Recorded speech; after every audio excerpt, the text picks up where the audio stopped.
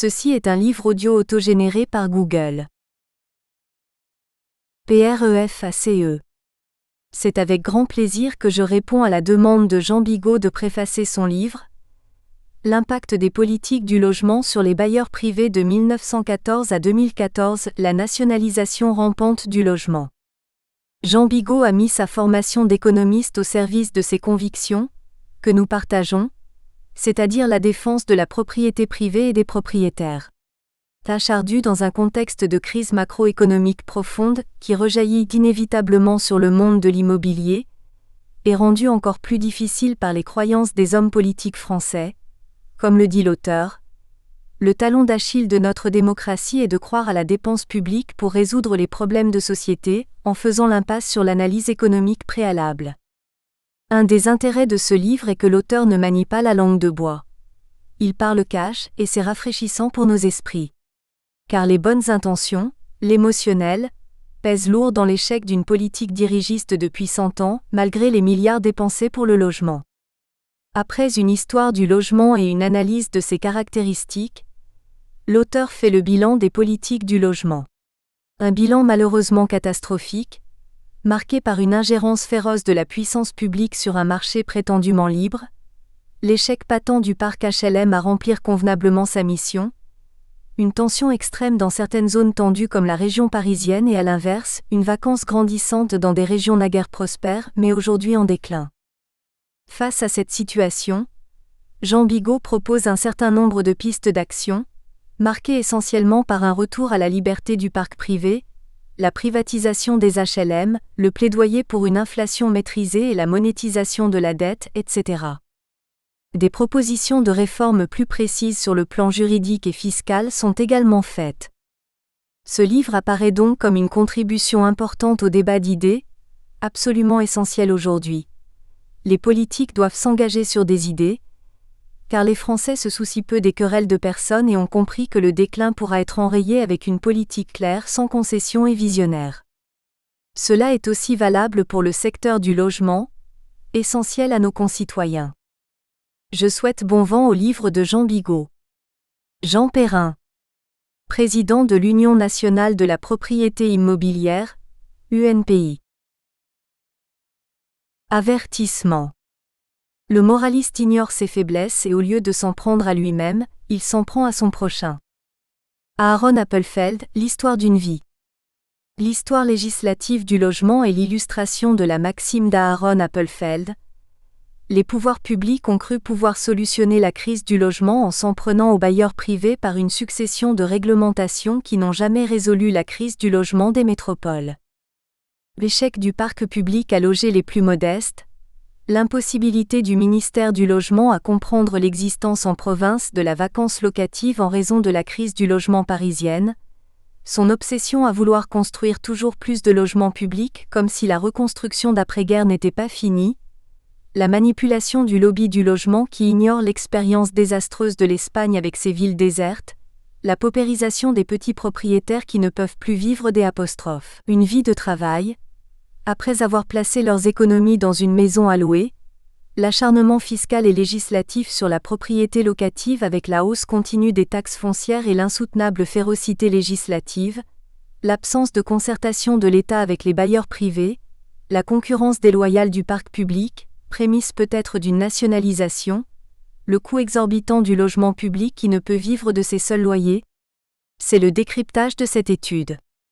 Les enjeux majeurs de notre société en dehors de la paix et de l'aide aux pays pauvres sont le pouvoir d'achat des ménages, l'emploi, la protection de l'environnement, la lutte contre la misère. Le logement est un moyen de la politique nationale et un objectif personnel des ménages en ce qu'il est le symbole du confort et de la réussite sociale avec l'accession à la propriété, sinon la variable d'ajustement dans le budget des familles pauvres. Cela en même temps que le revenu annuel de 2,2 millions de propriétaires bailleurs. Le contexte national est la désindustrialisation de la France, avec la perte de productivité des entreprises sous les coups de boutoir d'une administration qui réclame une charge d'impôt de plus en plus forte pour assurer ses fins de mois. On ne peut avoir un PIB dévoré par la dépense publique et prétendre partager plus de richesses entre les citoyens. Nous payons l'excès de keynésianisme et ses illusions de relance de l'économie par la dépense publique.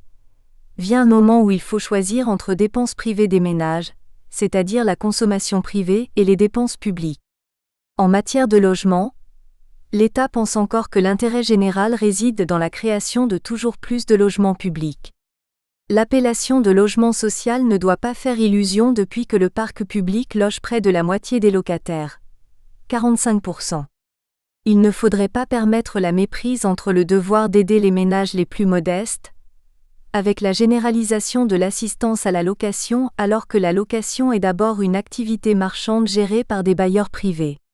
Le problème toujours pas résolu du logement en France se situe dans cette confusion d'une nécessité d'aider les plus modestes dans une mission qui peut appartenir à l'État, avec la réalité d'une activité marchande exercée par 2,2 millions de bailleurs. Tout se passe comme si l'État entretenait la croyance que la location est une activité sociale, qui aurait vocation à se généraliser à l'ensemble des locataires, dans une sorte d'assistanat bienveillant de la puissance publique quitte à l'imposer aux bailleurs privés. Ce nouveau droit régalien est source de malentendus, en ce qu'une partie de l'opinion voudrait transférer ce nouvel intérêt général aux bailleurs privés, au détriment de leurs propres ressources notamment par le financement de la trêve hivernale, des impayés de loyers et des dégradations. La problématique du logement posée par le rapporteur de la Commission des affaires sociales du Sénat, à l'occasion de la proposition de loi relative aux expulsions locatives, rapport 463 d'Isabelle Pasquet du 27 avril 2011, est explicite d'une méprise sur la façon de poser la question sur un plan politique, fiscal et social alors qu'il s'agit d'un problème économique ayant des répercussions sociales. La solution au problème du logement en France ne dépend pas seulement de ce texte, mais de deux autres variables. Le système de construction et de mise sur le marché de logements sociaux en provenance du parc public ou privé. D'une part, la résorption du différentiel entre la solvabilité de la demande et le coût de l'offre de location d'autre part. Le rapporteur pense que le problème du logement ne peut se résoudre que par la construction de nouveaux logements sociaux, et c'est le premier travers de la classe politique que d'avoir enfermé la problématique du logement dès le départ dans une décision qui appartient à la logique de la reconstruction d'après-guerre. La raison de cette erreur réside dans le consensus qui existe sur cette manière de résoudre le problème avant de l'avoir posé. Le deuxième objectif retenu par le rapporteur, de réduire l'écart entre la capacité de solvabilité et le prix de revient, appartient à une logique paternaliste. Elle est spécifique au logement, car l'alimentation des classes pauvres ne soulève pas autant d'enthousiasme de la part des pouvoirs publics. Chacun peut comprendre la nécessité d'assistance aux ménages les plus modestes, mais la généralisation de l'assistance fausse la réponse pour les autres ménages solvables qui représentent 80% des locataires. Comment réduire le différentiel entre la solvabilité de la demande et le coût de l'offre ? Cette manière de systématiser la vision du monde locatif comme si les locataires étaient des individus mineurs ne peut que conduire à des propositions irréalistes. Chacun comprend que toute extension de la mission de l'État a pour contrepartie un supplément d'impôt et une réduction des libertés individuelles. C'est aux ménages solvables d'arbitrer entre les différentes dépenses de consommation, d'épargne et d'investissement. La préoccupation de l'État dans ses choix familiaux ne peut que devenir pesante. Le rapport du Sénat continue avec une autre affirmation sans plus de fondement. L'inadéquation, quantitative et qualitative, de l'offre à la demande de logement s'aggrave du fait de l'insuffisance des moyens consacrés à la politique du logement et de leur répartition peu favorable aux catégories modestes et moyennes de la population. Après avoir posé un diagnostic social sur le problème économique du logement, le rapporteur propose une solution économique pour résoudre un problème social dans un sophisme qui conclut à la nécessité implicite de lever plus d'impôts pour mettre encore plus de moyens dans la politique du logement. La politique du logement est cadenassée dans une bouillie de bons sentiments, qui se termine toujours par la fausse solution fiscale. Le talon d'Achille de notre démocratie est de croire à la dépense publique pour résoudre les problèmes de société, en faisant l'impasse sur l'analyse économique préalable. On ne résout pas un problème social ayant fatalement des imbrications économiques par une analyse exclusivement sociale, avec un cataplasme fiscal. L'objectif de cette étude était d'analyser les 100 ans de mesures réglementaires, fiscales, économiques et sociales afin de comprendre pourquoi la crise du logement existe encore malgré les centaines de milliards d'euros affectés au logement depuis la dernière guerre. Les individus se doivent une solidarité matérielle certes, mais quand elle fait défaut, il faut sortir de l'émotionnel pour observer la réalité. Quand le marché peut résoudre la demande solvable, l'État ne doit pas interférer et doit se cantonner à la seule demande insolvable. Les effets externes de l'intervention de l'État ont été désastreux en créant la vacance locative en région. Nous verrons que les logements sociaux surabondants en province conduisent à la destruction équivalente de logements privés et même plus par un effet d'éviction supplémentaire. Il existe un consensus national pour éradiquer la misère locative, mais celui-ci a dérapé avec des vœux pieux, des idées inconsistantes et des banalités dangereuses qui ont fait la preuve de leur nocivité comme le blocage des loyers, la taxe sur les logements vacants et la volonté naïve de réaliser une égalité légale entre propriétaires et locataires. La construction de logements n'importe où ne fera pas le miracle d'un nouveau keynésianisme. Notre société est exsangue du fait notamment de la mondialisation, et ce n'est pas parce que le bâtiment n'est pas délocalisable qu'il peut à lui seul sauver notre économie. Créer des emplois ne signifie rien en soi, c'est créer de la richesse efficiente qu'il faut pour ensuite créer des emplois. Keynes avait raison quand les dépenses publiques étaient inférieures à 30 ou 40% du PIB, voir la signification des sigles dans le glossaire, et que le budget était en équilibre, mais faire du keynésianisme à notre époque est une aberration. Il semble que lorsque la moitié du PIB est annexée par les pouvoirs publics, que le budget est durablement en déséquilibre et que la dette publique ne fait que croître alors, l'économie privée est étranglée par l'impôt et la croissance retombe. Le service public entre en concurrence avec la satisfaction des besoins privés. Le débat ne se situe plus entre libéralisme et socialisme, mais entre satisfaction des besoins privés et consommation de services publics. En matière de logement, la vision de la réalité qui est imposée à l'opinion est celle des associations les plus bruyantes comme le DAL, Jeudi Noir et la Fondation Abbé Pierre. Les associations de propriétaires ne sont pas entendues par les pouvoirs publics, car elles ne manifestent pas dans la rue et représentent un électorat jugé négligeable. Dans les médias, un propriétaire pauvre ou ruiné ne fait pas autant recette qu'un locataire expulsé. Il y a le parti pris de certains économistes, qui s'attachent au malheur locatif dans une vision manichéiste des relations locatives. L'illustration la plus frappante est l'affirmation que le mal logement progresserait avec les logements indignes du parc privé, en contradiction avec les chiffres sur le confort sanitaire. À cela, s'ajoute le regard faussé des observateurs parisiens qui se font une religion de la crise parisienne du logement en l'extrapolant à la France entière, alors que Paris avec 20% de la population n'est qu'une minorité géographique et démographique. Les informations sans fondement circulent sans autre référence que la répétition de la rumeur. Ainsi on entend qu'il y aurait 2 millions de logements vacants, 10 millions de personnes mal logées avec des procès d'intention manifestes comme l'affirmation que les propriétaires de logements vacants laisseraient malicieusement ces logements vides.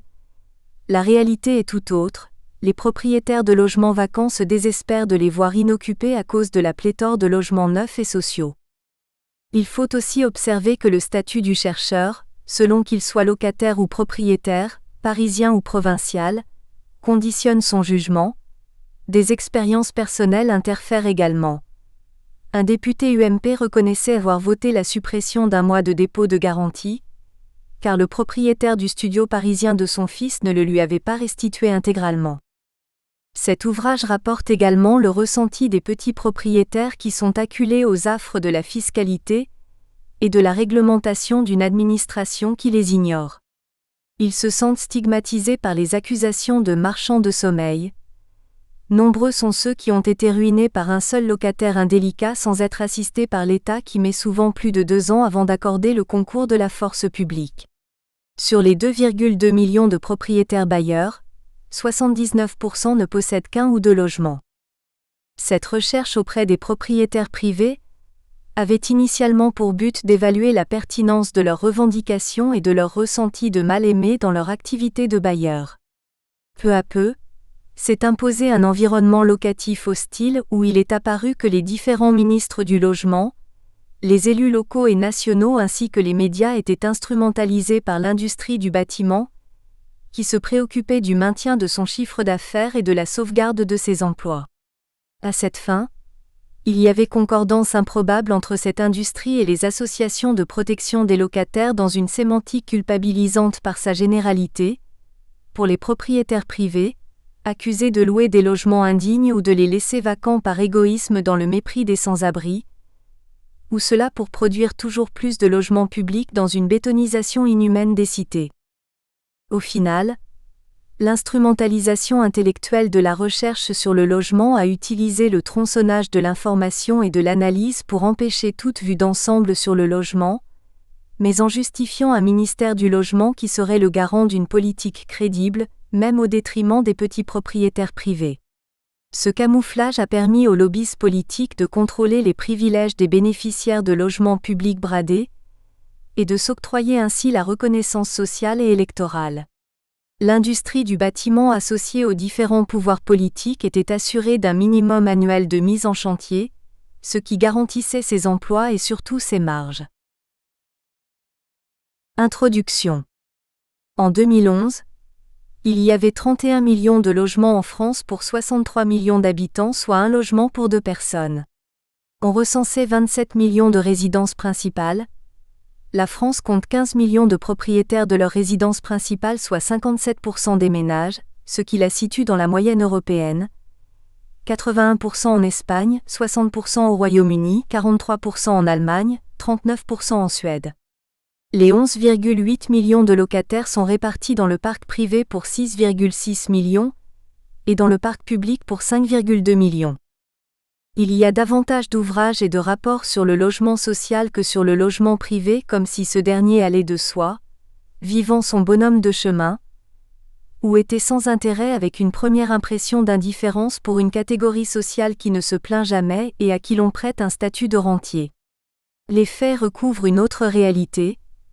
Derrière ce que l'on appelle le logement privé, il y a 2 millions de petits propriétaires qui luttent tous les jours pour survivre avec ce complément de retraite, si malmené depuis quelques années par les gouvernements de droite, ce qui ne manque pas de surprendre a priori, mais nous verrons justement pourquoi. Les expressions logement social ou logement public sont équivalentes. C'est la planète HLM sous perfusion de l'État, qui prétend au monopole du logement des petits revenus, et pourtant il y a plus de ménages modestes dans le parc privé que dans le parc public. La mode est au concours de bonté dans le social. Les plans de communication sont plus importants politiquement que les réalisations elles-mêmes, ce qui fausse en permanence le paysage locatif.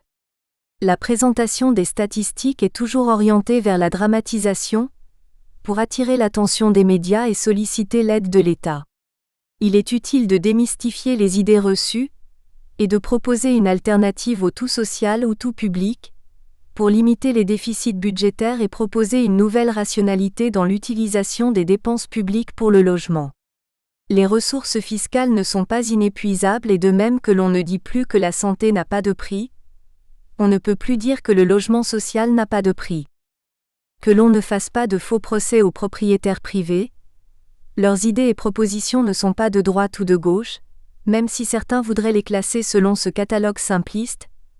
Il exprime l'opinion des propriétaires bailleurs que les chercheurs et les technocrates ont apparemment oubliée. La justification du parc privé se situe dans le revenu complémentaire de posséder une ou 2 maisons pour compenser l'absence ou l'insuffisance de retraite d'un travailleur indépendant, de sa conjointe non salariée ou celle d'une épouse divorcée qui a élevé ses enfants, et qui n'ont pas assez cotisé pour avoir tout leur trimestre, les eussent-ils qu'ils ne pourraient vivre avec 400 ou 800 euros. À la possibilité de survie de ces vieilles personnes qui ont enrichi la France avec 50 ou 60 heures de travail hebdomadaire pendant 45 ou 50 ans, s'ajoute le service d'un véritable intérêt général, d'offrir un toit à une ou 2 familles. L'idée des HLM au sortir de la guerre était une idée généreuse. Mais fallait-il envahir le pays de ces millions de logements hideux, comme des cages pour un élevage humain sordide? Fallait-il faire de ces cubes en béton empilés par tas disgracieux, des ghettos de la misère, des zones de non-droit? Fallait-il imposer autant les contribuables, pour arriver à ce piètre résultat? N'aurait-il pas fallu aider plutôt les Français vieillissants à se constituer le même patrimoine que celui des sociétés HLM, leur donnant les moyens de finir dignement leur vie, et la certitude d'avoir le même nombre de logements que ces millions de cubes standardisés qui font penser au film Les Temps modernes, de Charlie Chaplin où l'on imagine ces ouvriers robotisés, rentrer le soir dans les mêmes boîtes à dormir. C'est donc la colère, le sentiment d'injustice et la certitude que l'État s'attaque aux fondements de la République qui inquiètent les petits propriétaires. Ils ont voté Sarkozy en 2007, car autrefois la droite, pensait-il, défendait mieux la propriété. En 2012, leur opinion politique a changé, car les dernières réformes de leurs candidats les ont laissés pantois devant autant de mépris d'une vie de travail. Les lois Sellier ont été faites pour les promoteurs nationaux avec l'alibi du soutien de l'emploi, sans se soucier de la vacance locative des territoires. La concurrence du parc public est devenue patente avec la surproduction conjointe du parc public et de ses logements fiscaux. Elle apparaît déloyale maintenant que les propriétaires privés n'arrivent plus à louer du fait de l'abondance des logements. Les critères de sélection dans le parc public permettent à plus de la moitié des Français d'accéder à ce parc sous assistance. Les listes d'attente réelles pour ces logements privilégiés n'existent plus sauf à Paris et dans quelques grandes villes.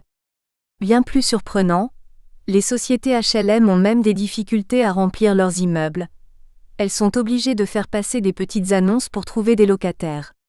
Que l'on ne s'y trompe pas, les listes d'attente n'excluent pas la vacance locative et ne sont plus une preuve de besoins insatisfaits, car les bailleurs sociaux préfèrent les locataires solvables surtout depuis l'augmentation du nombre des impayés de loyers.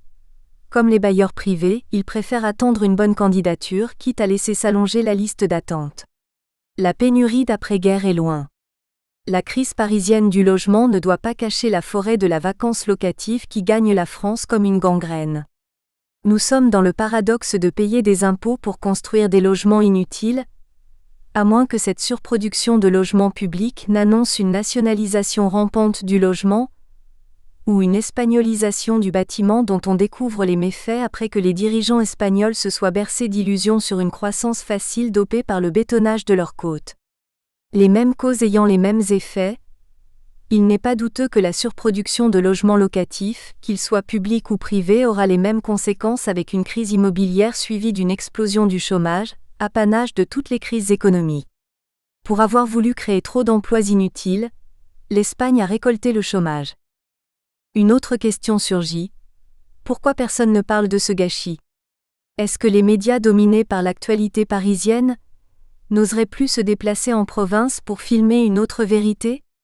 Ou bien, est-il impossible de critiquer les logements sociaux en raison d'un tabou insurmontable et d'un intérêt général vieillot datant des années 50 ? La surprotection de l'État a fragilisé les HLM, leur faisant perdre le sens de la réalité besogneuse d'une gestion de bon père de famille, qui est le secret de la longévité. L'aide à la pierre qui a fait la fortune des sociétés HLM a des effets pervers que l'on commence à découvrir avec la surproduction. L'État ne pourra plus financer ce qu'il s'est imposé avec la loi SRU. Il devra choisir entre le renoncement à cette loi ou fiscaliser toujours plus.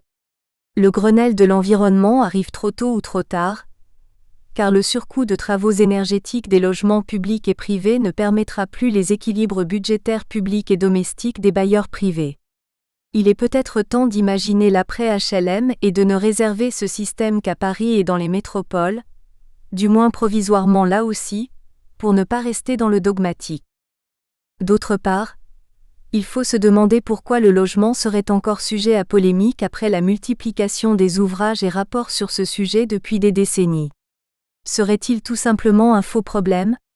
Le logement avant d'être une controverse nationale est affaire de budget des ménages, en ce sens qu'il est la principale dépense contrainte bien avant les assurances, les impôts, l'alimentation. Même cette dernière peut s'adapter aux variations de revenus avec des gammes de prix différents. L'espace de liberté dans la gestion des dépenses des ménages se limite aux produits périphériques, considérés comme accessoires par les anciennes générations et primordiales par les plus jeunes. L'arrivée de l'informatique, de la téléphonie mobile, des jouets sophistiqués, des voyages et autres loisirs ont créé des nouveaux besoins irrépressibles, renvoyant au second plan les dépenses obligatoires du logement qui deviennent paradoxalement la variable d'ajustement du budget familial. On a entendu par exemple « Je n'ai pas pu payer le loyer car j'ai dû acheter les jouets des enfants » ou « J'ai dû aller en Martinique pour voir ma fille ». Depuis quelques années, il existe un réel sentiment de frustration lié à la perte de valeur dans la hiérarchie des dépenses. Le logement devient, non plus la première dépense qu'il est nécessaire de satisfaire avant les autres, pour justement jouir paisiblement de celle-ci, mais au contraire une anomalie exorbitante qui doit se contraindre elle-même à s'adapter aux nouveaux besoins de loisirs. Le réflexe est alors de se retourner vers l'État pour faire cesser ce qui est perçu comme une odieuse obligation des propriétaires qui veulent absolument encaisser leur loyer, prétendant gagner de l'argent en dormant comme des rentiers. Si l'on n'y prend pas garde, ce qui est encore marginal, car dans leur grande majorité, des locataires s'acquittent scrupuleusement de leur loyer, pourrait devenir l'alibi du loyer toujours moins cher avec la pression sur l'État, afin qu'il construise toujours plus des logements subventionnés. À cela, s'ajoutent les préoccupations des divers ministres du logement de droite et de gauche qui souhaitent interdire aux propriétaires le refus des candidatures insolvables avec les différentes tentatives de garantie locative à leurs frais, dans un véritable déni du droit de propriété, voulant transférer un service public, le droit au logement, sur une catégorie sociale. Que dirait-on si l'État voulait obliger les commerces alimentaires à nourrir gratuitement ses clients les plus pauvres? La question du logement serait-elle une fausse question nationale? Ne serait-elle qu'un problème parisien?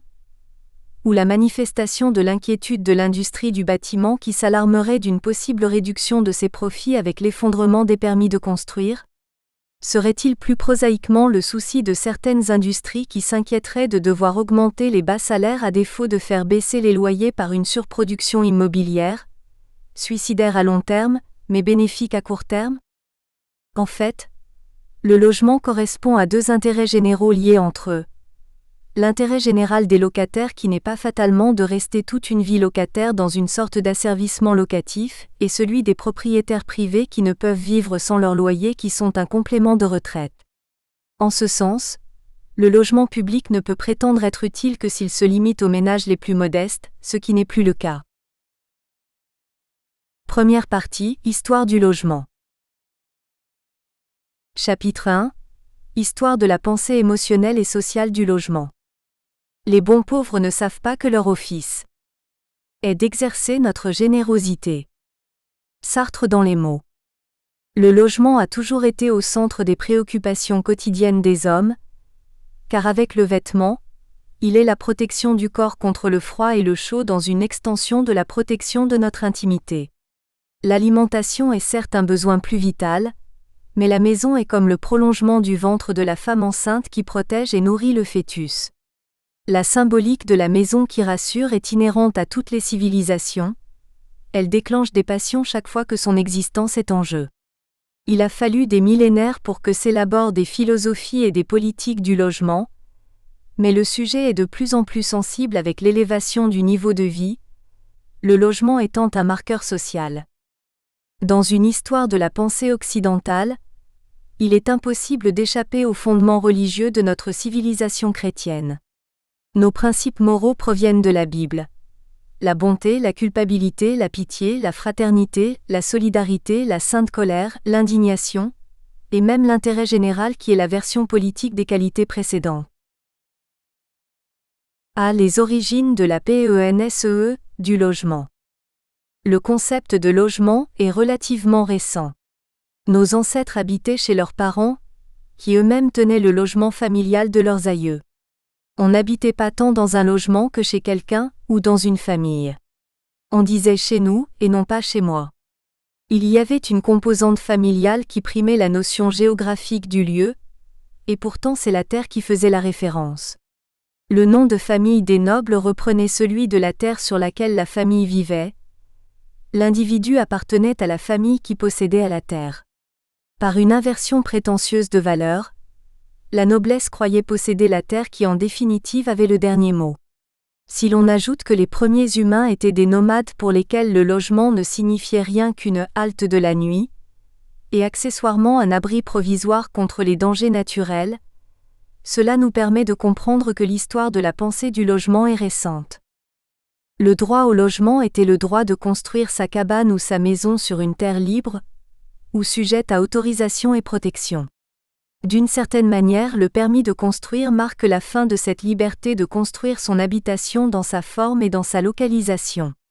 Une évolution comparable serait souhaitable pour certains auteurs sous la forme du permis de louer pour les bailleurs, avec la création concomitante d'un droit au logement encore plus prégnant. L'envahissement de nouveaux droits n'est pas forcément un gage de plus de bonheur, mais remplit une fonction rassérénante pour les pouvoirs publics par la création de nouvelles catégories juridiques, comme dans un enfermement juridique des particuliers au nom d'un intérêt général du classement par des élites, pour mieux caserner le peuple. Dans l'antique Grèce, les nobles étaient seuls autorisés à posséder la terre. Il existait déjà un statut social attaché à la terre. Aristote dans Les Politiques rappelle que parmi les premières cités grecques, certaines avaient choisi la mise en commun des terres, des femmes et des enfants, que ces choix avaient des inconvénients, par le risque plus élevé de conflits, par les confrontations permanentes des individus. Il relève également que dans la propriété collective, les individus sont moins attentifs à la préservation des biens communs que lorsqu'ils sont la propriété d'un seul. Il préconise le partage des repas en commun, parallèlement avec un statut de la propriété individuelle. Le partage des repas avait pour objectif de créer de la solidarité entre membres de la cité. Les discussions portaient déjà sur le point de savoir si ces repas devaient être financés par la collectivité ou par les individus eux-mêmes. Aristote rapporte que l'intérêt de la propriété individuelle provient aussi du plaisir que l'on retire à faire des cadeaux à autrui. Ce plaisir n'existe pas dans le cas de la propriété commune des biens puisque tout est à tout le monde. Le souhait d'égaliser les fortunes faisait partie des enjeux philosophiques avec des propositions de limiter la différence entre citoyens, dans un maximum du quintuple. Évidemment, le patrimoine des esclaves n'était pas pris en compte puisque rien ne leur appartenait. D'autres auteurs proposaient de ne tenir compte que des patrimoines fonciers à l'exclusion des biens meubles, esclaves, troupeaux, numéraires. Aristote poursuit sans illusion, en écrivant qu'il vaudrait mieux limiter les désirs plutôt que les richesses, mais que vouloir limiter les richesses des puissants est impossible puisque les désirs sont infinis et que les gens distingués s'indigneront d'être comptés au nombre des égaux, ce qui sèmerait hostilité et sédition.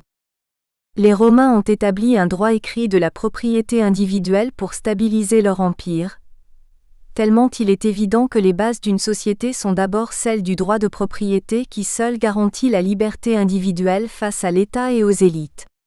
Chaque société qui veut éviter le droit du plus fort et éviter la justice privée, doit fixer dans le marbre les règles de la possession privée des meubles et immeubles. Alexandre le Grand qui a construit en une quinzaine d'années le plus grand empire de tous les temps dans un minimum de temps, a prouvé que la force militaire ne suffit pas à enraciner un empire, car à sa mort il s'est disloqué. Les individus ont besoin de posséder ce qui garantira leur liberté sans avoir besoin de combattre pour protéger leurs biens. La paix ne peut exister sans cette garantie du droit de propriété. Même celui qui ne possède pas de maison a besoin de posséder un minimum de choses, ne serait-ce que ses vêtements. Et c'est entre autres choses, ce qui nous différencie des animaux qui n'ont pas besoin de posséder un vêtement, une arme ou un outil pour vivre. Le droit de propriété a oscillé entre la propriété individuelle et celle des élites au pouvoir. La religion catholique est devenue source d'un nouvel apport sociologique dans la pensée du logement. Dorénavant, le bien public décrété par les élites ou suggéré par les philosophes ne s'inspirait pas seulement de préoccupations politiques pour une meilleure organisation de la cité, mais subirait l'influence d'organisations spirituelles ou religieuses qui seraient le ferment d'une nouvelle organisation sociale. 1. Le communisme accepté des premiers chrétiens. L'histoire de la pensée du logement en France est marquée par le christianisme et le communisme de fait des premiers chrétiens qui avaient mis en pratique le partage des biens comme le mentionne la Bible dans les Actes des Apôtres. Acte 2, 44, 45 et Acte 4, 32, 35. 2,44 Tous ceux qui croyaient étaient dans le même lieu, et ils avaient tout en commun. 2,45 Ils vendaient leurs propriétés et leurs biens, et ils en partageaient le produit entre tous, selon les besoins de chacun. 4,32 Nul ne disait que ses biens lui appartinssent en propre, mais tout était commun entre eux. 4,35 Et l'on faisait des distributions à chacun selon qu'il en avait besoin. Les ordres religieux dans les monastères ont appliqué ce communisme des biens, en partageant toutes leurs richesses et en vivant pauvrement individuellement. Avant d'être le communisme marxiste des biens de production, le communisme des premiers temps était celui du logement, des meubles, des vêtements et de l'argent domestique. Les communismes du XIXe siècle sont les héritiers du christianisme dans une continuité de l'appartenance commune tribale. Pour comprendre l'histoire du droit de propriété et ses errements, il faut rappeler que Jésus-Christ serait né dans une étable, un 25 décembre. Déjà, dans l'an 0 de notre ère, une famille n'a pas trouvé de logement au cœur de l'hiver et comble de cruauté sociale, cette mère de famille a accouché sur la paille d'une écurie dans l'indifférence villageoise.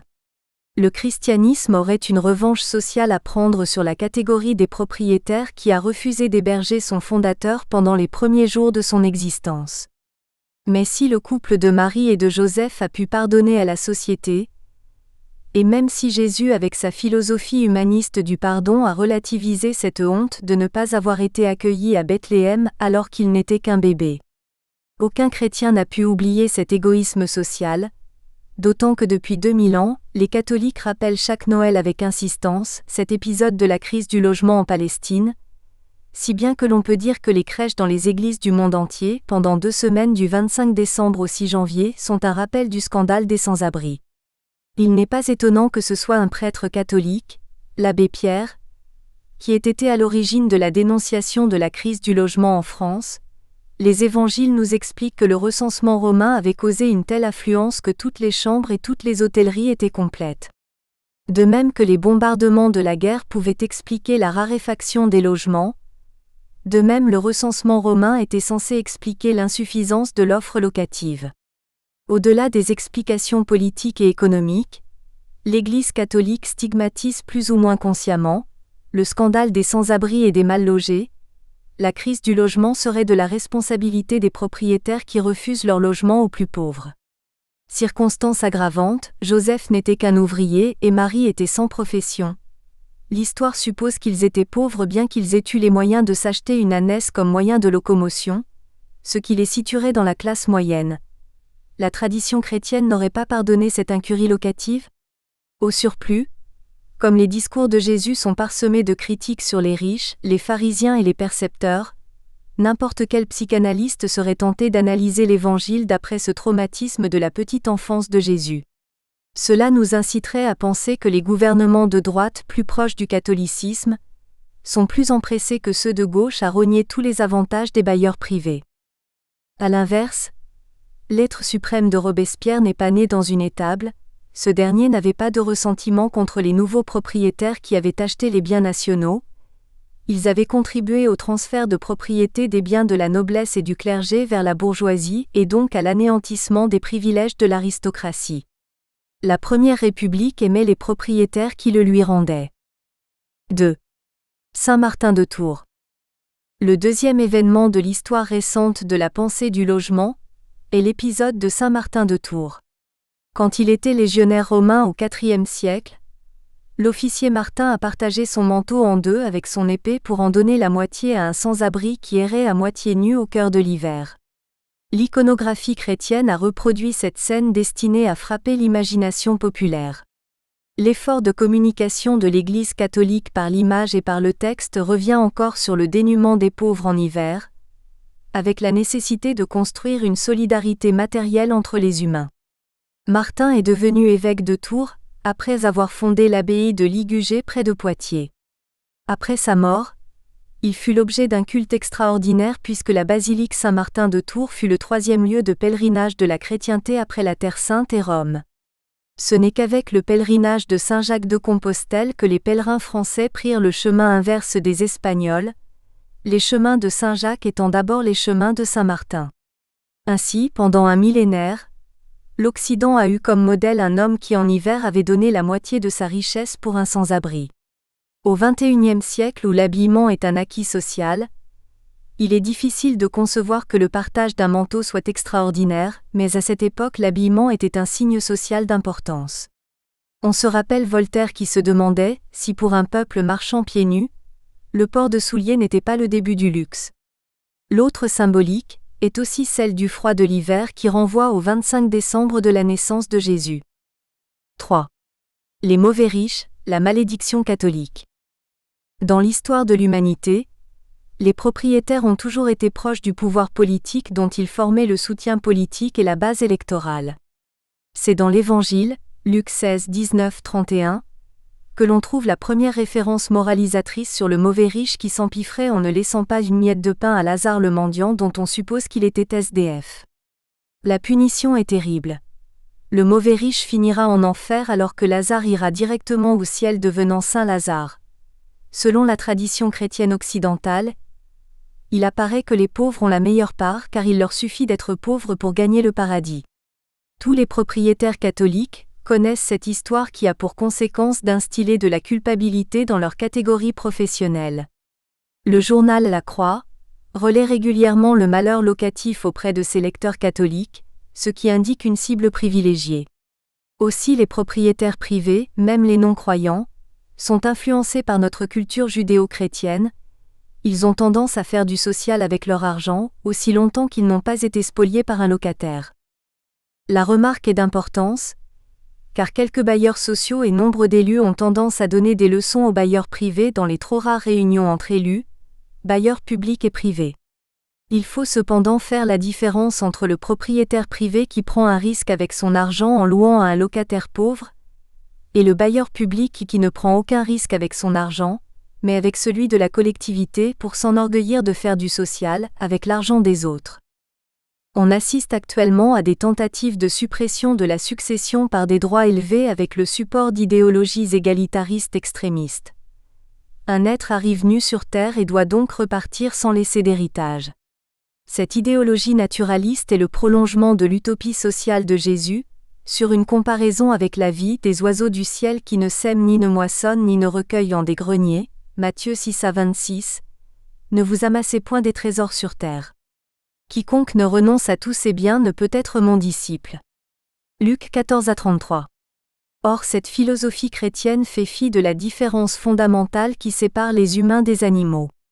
Ces derniers n'ont pas besoin de posséder ni outils, ni armes, ni même de vêtements, car ils ont tout en naissant du moins dès que les parents les abandonnent. Les hommes au contraire ont besoin de s'approprier ces vêtements, ses outils et ses armes s'ils veulent survivre. Le credo d'un enfant est celui de la propriété. Il a besoin d'avoir ses jouets pour développer son intelligence et son rapport avec autrui. Le débat entre être et avoir est un non-sens ou un luxe de nantis, car il faut avoir pour être. Même les moines qui font vœu de pauvreté ont besoin d'une bure et d'une chambre pour avoir le loisir de méditer. Le vrai sujet de controverse est celui du statut de la propriété. Doit-elle être collective ou individuelle ?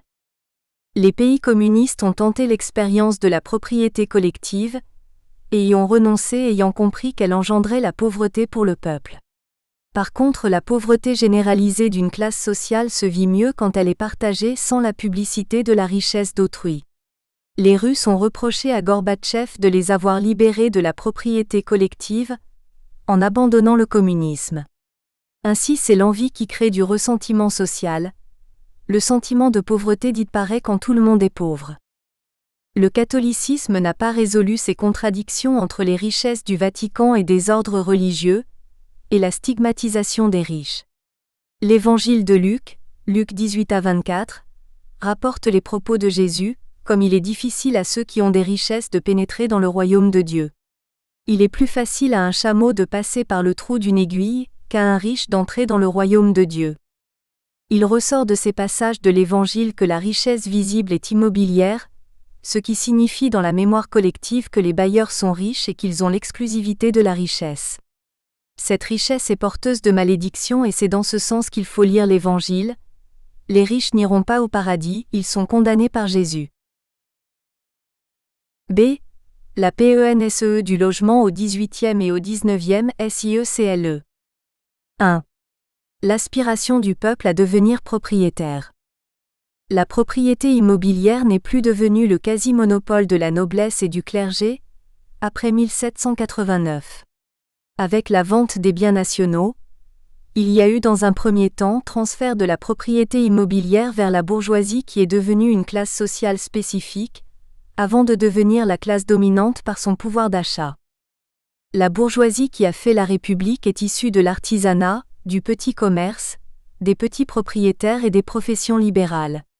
Le tiers-État était constitué de ces travailleurs indépendants et de ces petits notables qui avaient l'habitude de prendre en main leur destinée. C'est la classe moyenne et non le peuple dans le sens restrictif des classes défavorisées telles qu'on l'entend aujourd'hui, qui a fait la Révolution. L'erreur d'analyse qui consiste à croire que c'est le peuple ouvrier qui a fait la Révolution française est une idée marxiste révisionniste. Les meneurs n'étaient pas les ouvriers, mais les maîtres artisans, les petits bourgeois propriétaires et la petite noblesse, tous ceux qui ne supportaient plus le mépris de la haute noblesse. Robespierre s'appelait Maximilien de Robespierre et 90% des premiers députés républicains étaient des bourgeois et principalement des juristes. Il reste de la Révolution l'aspiration pour chaque citoyen de posséder sa maison et si possible d'en obtenir une autre. L'état de locataire n'est pas signe de réussite sociale même si pour les nouvelles générations, les dépenses en logement entrent en concurrence avec celles des loisirs et ce n'est plus la propriété qui est mise en avant, mais son prix de revient. Avant d'être le droit de propriété industrielle, le droit de propriété était celui de détenir son logement.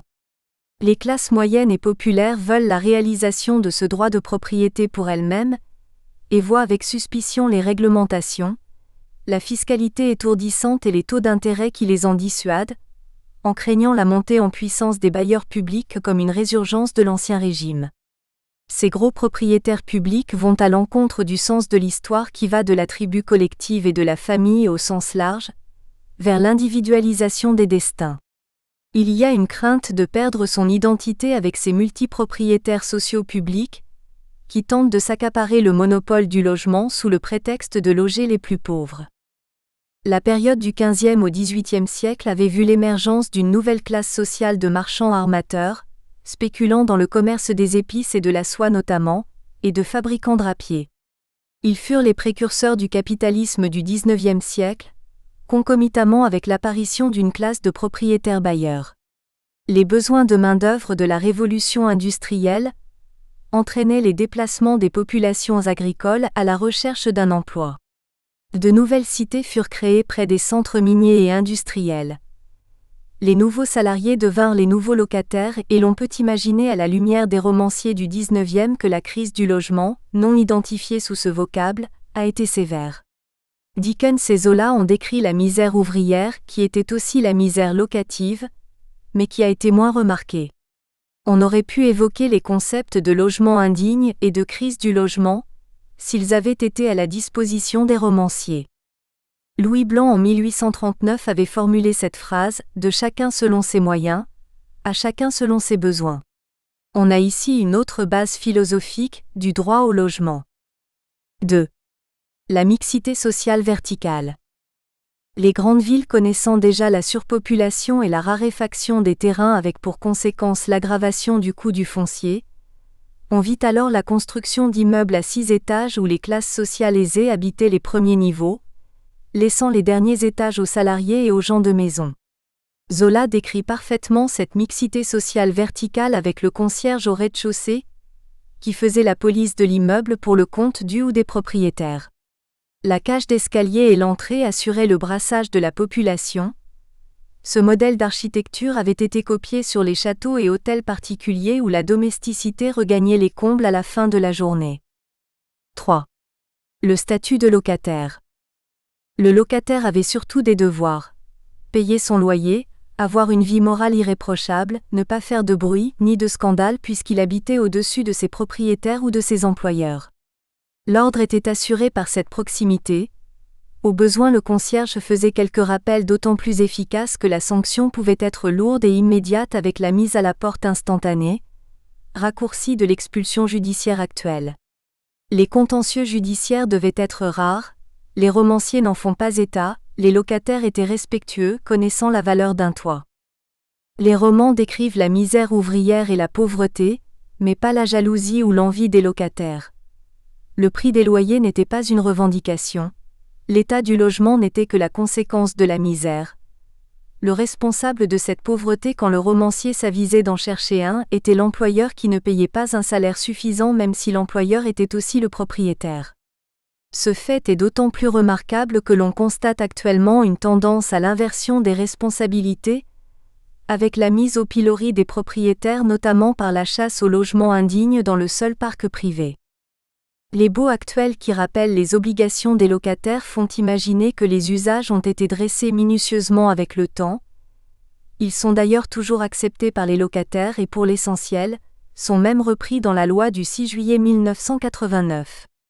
Pour certains propriétaires abusant de leurs prérogatives, il y a encore cette nostalgie du pouvoir suprême du propriétaire du XIXe siècle, qui les autorise à un mépris pour leurs clients, en leur refusant cette qualité dans un paternalisme locatif et un orgueil hors d'âge.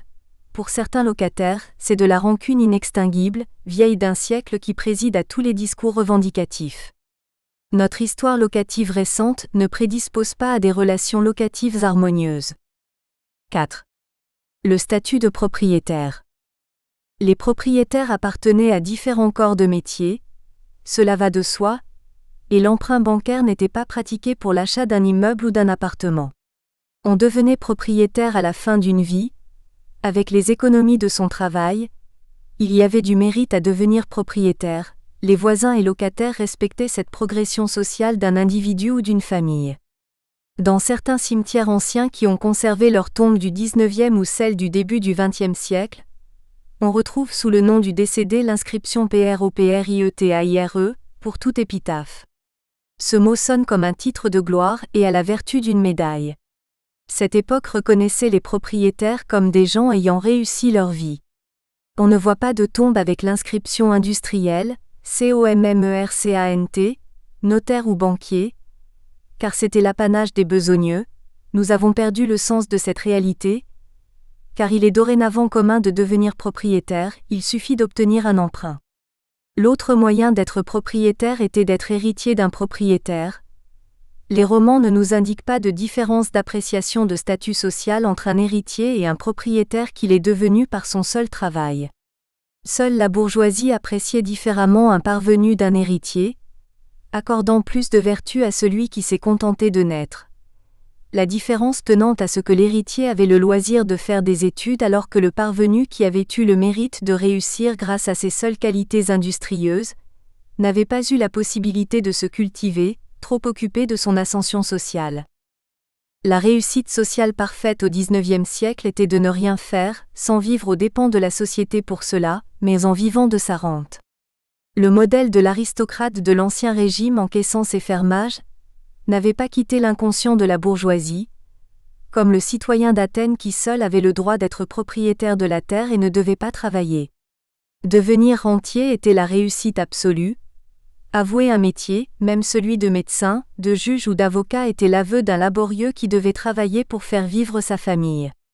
Il nous est resté l'image d'Épinal du propriétaire qui vit de ses loyers sans rien faire. Beaucoup de réformes récentes contre les propriétaires proviennent de cette croyance fixée dans l'inconscient collectif que les propriétaires sont trop riches et qu'il faut les taxer pour arriver à l'égalité sociale dans le souci d'une revanche sociale sur le passé, ou d'un besoin de repentance pour honorer ces locataires méprisés dont on ignorait le statut misérable. C'est les destructions de la DEUXIEM guerre. On bouleverse la structure du logement ainsi que les comportements sociaux. 1. Les circonstances démographiques dans un contexte de reconstruction insuffisante. A. La reconstruction des logements, longtemps après celle des infrastructures. L'après-guerre est l'époque des bidonvilles, qui a marqué notre société comme une honte inapaisable. Tous les responsables politiques ont l'impression qu'il n'y aura jamais assez de logements, et les lobbies du bâtiment les aident à entretenir cette culpabilité du SDF. Cette impression provient d'une réalité. Il manquait probablement entre 3 et 4 millions de logements en 1945. Le parc de logements en 1939 était déjà en sous-effectif d'environ 2 millions d'unités en raison du faible rythme de construction dû à l'encadrement des loyers de 1914 jours '. Une part et on estime à 500 000 le nombre de logements détruits pendant la Deuxième Guerre, et à 1,4 million celui des logements endommagés d'autre part. Pourtant, le premier plan de modernisation de l'économie de la période 1946 à 1950 n'a pas été orienté vers la reconstruction de ces logements. Il privilégiait les déblaiements, les remises en état et les reconstructions d'infrastructures jugées prioritaires pour le démarrage des industries de base. L'État préféra encourager l'amélioration des logements vétustes et la réparation des logements ayant subi les dommages de guerre plutôt que la construction de logements neufs. À cet effet, il créa le FNAH qui deviendra l'ANA. Le parc de résidence principal s'est accru seulement de 350 000 unités entre 1946 et 1954. Il faudra attendre 1956 pour que le nombre de 300 000 logements neufs construits par an soit atteint, mais à cette date, la reconstruction des logements détruits ou endommagés par la guerre n'était pas encore terminée. B. La croissance démographique du baby-boom et les rapatriements d'Algérie.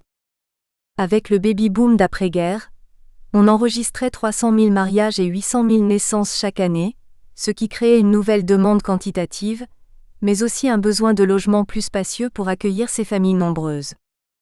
À partir de 1963, la croissance démographique continua avec des naissances toujours importantes et s'amplifia avec les rapatriements d'Algérie.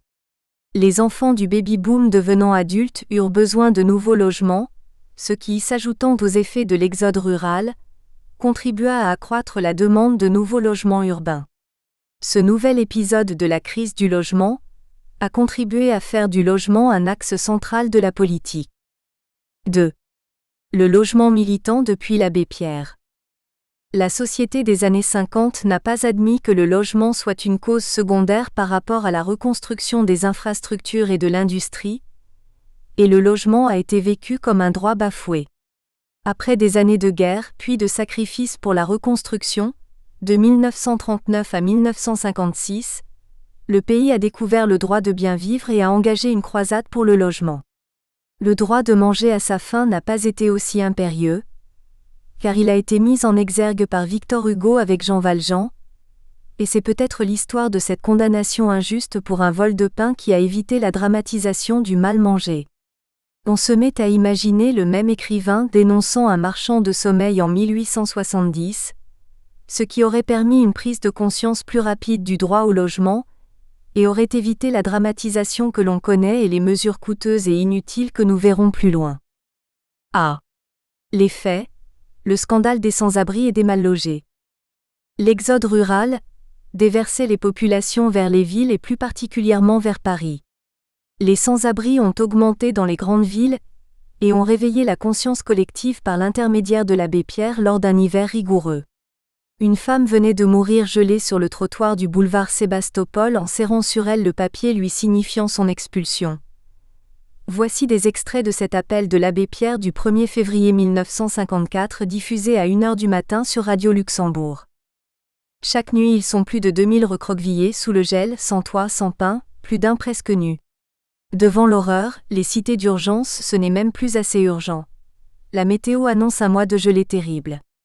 Tant que dure l'hiver, que ces centres subsistent, devant leurs frères mourants de misère, une seule opinion doit exister entre hommes, la volonté de rendre impossible que cela dure.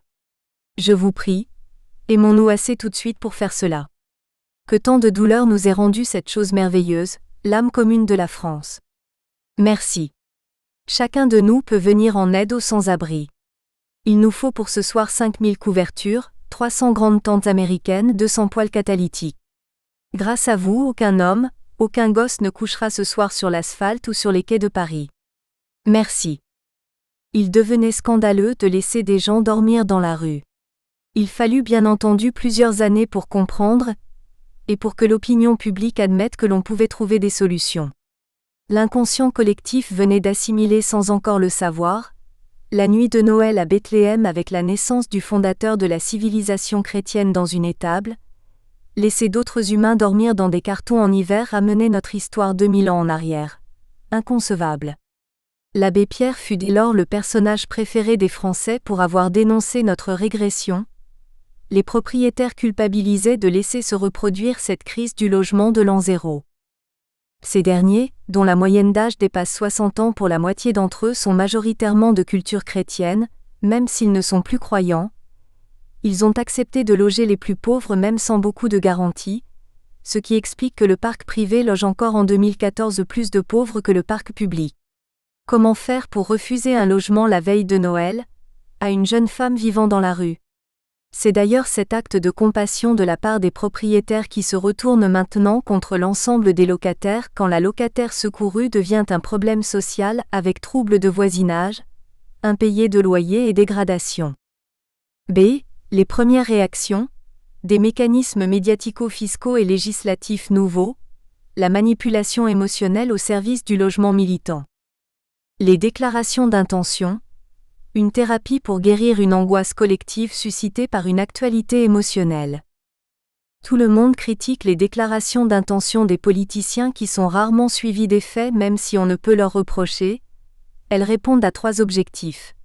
C'est un exercice de style qui n'engage que ceux qui reçoivent les promesses, c'est aussi une méthode de sondage pour tester les réactions collectives et les résistances des lobbies et enfin c'est une thérapie démocratique. L'opinion publique est rassurée par une simple phrase. Les déclarations d'intention sont la réponse adaptée à L'. Actualité émotionnelle, les mots comblent les manques. Un ostracisme spécifique à un groupe social par l'extension de la faute d'un seul. Un nouveau phénomène apparaît qui est celui du reproche fait aux seuls propriétaires privés de ne pas pouvoir loger tous les Français.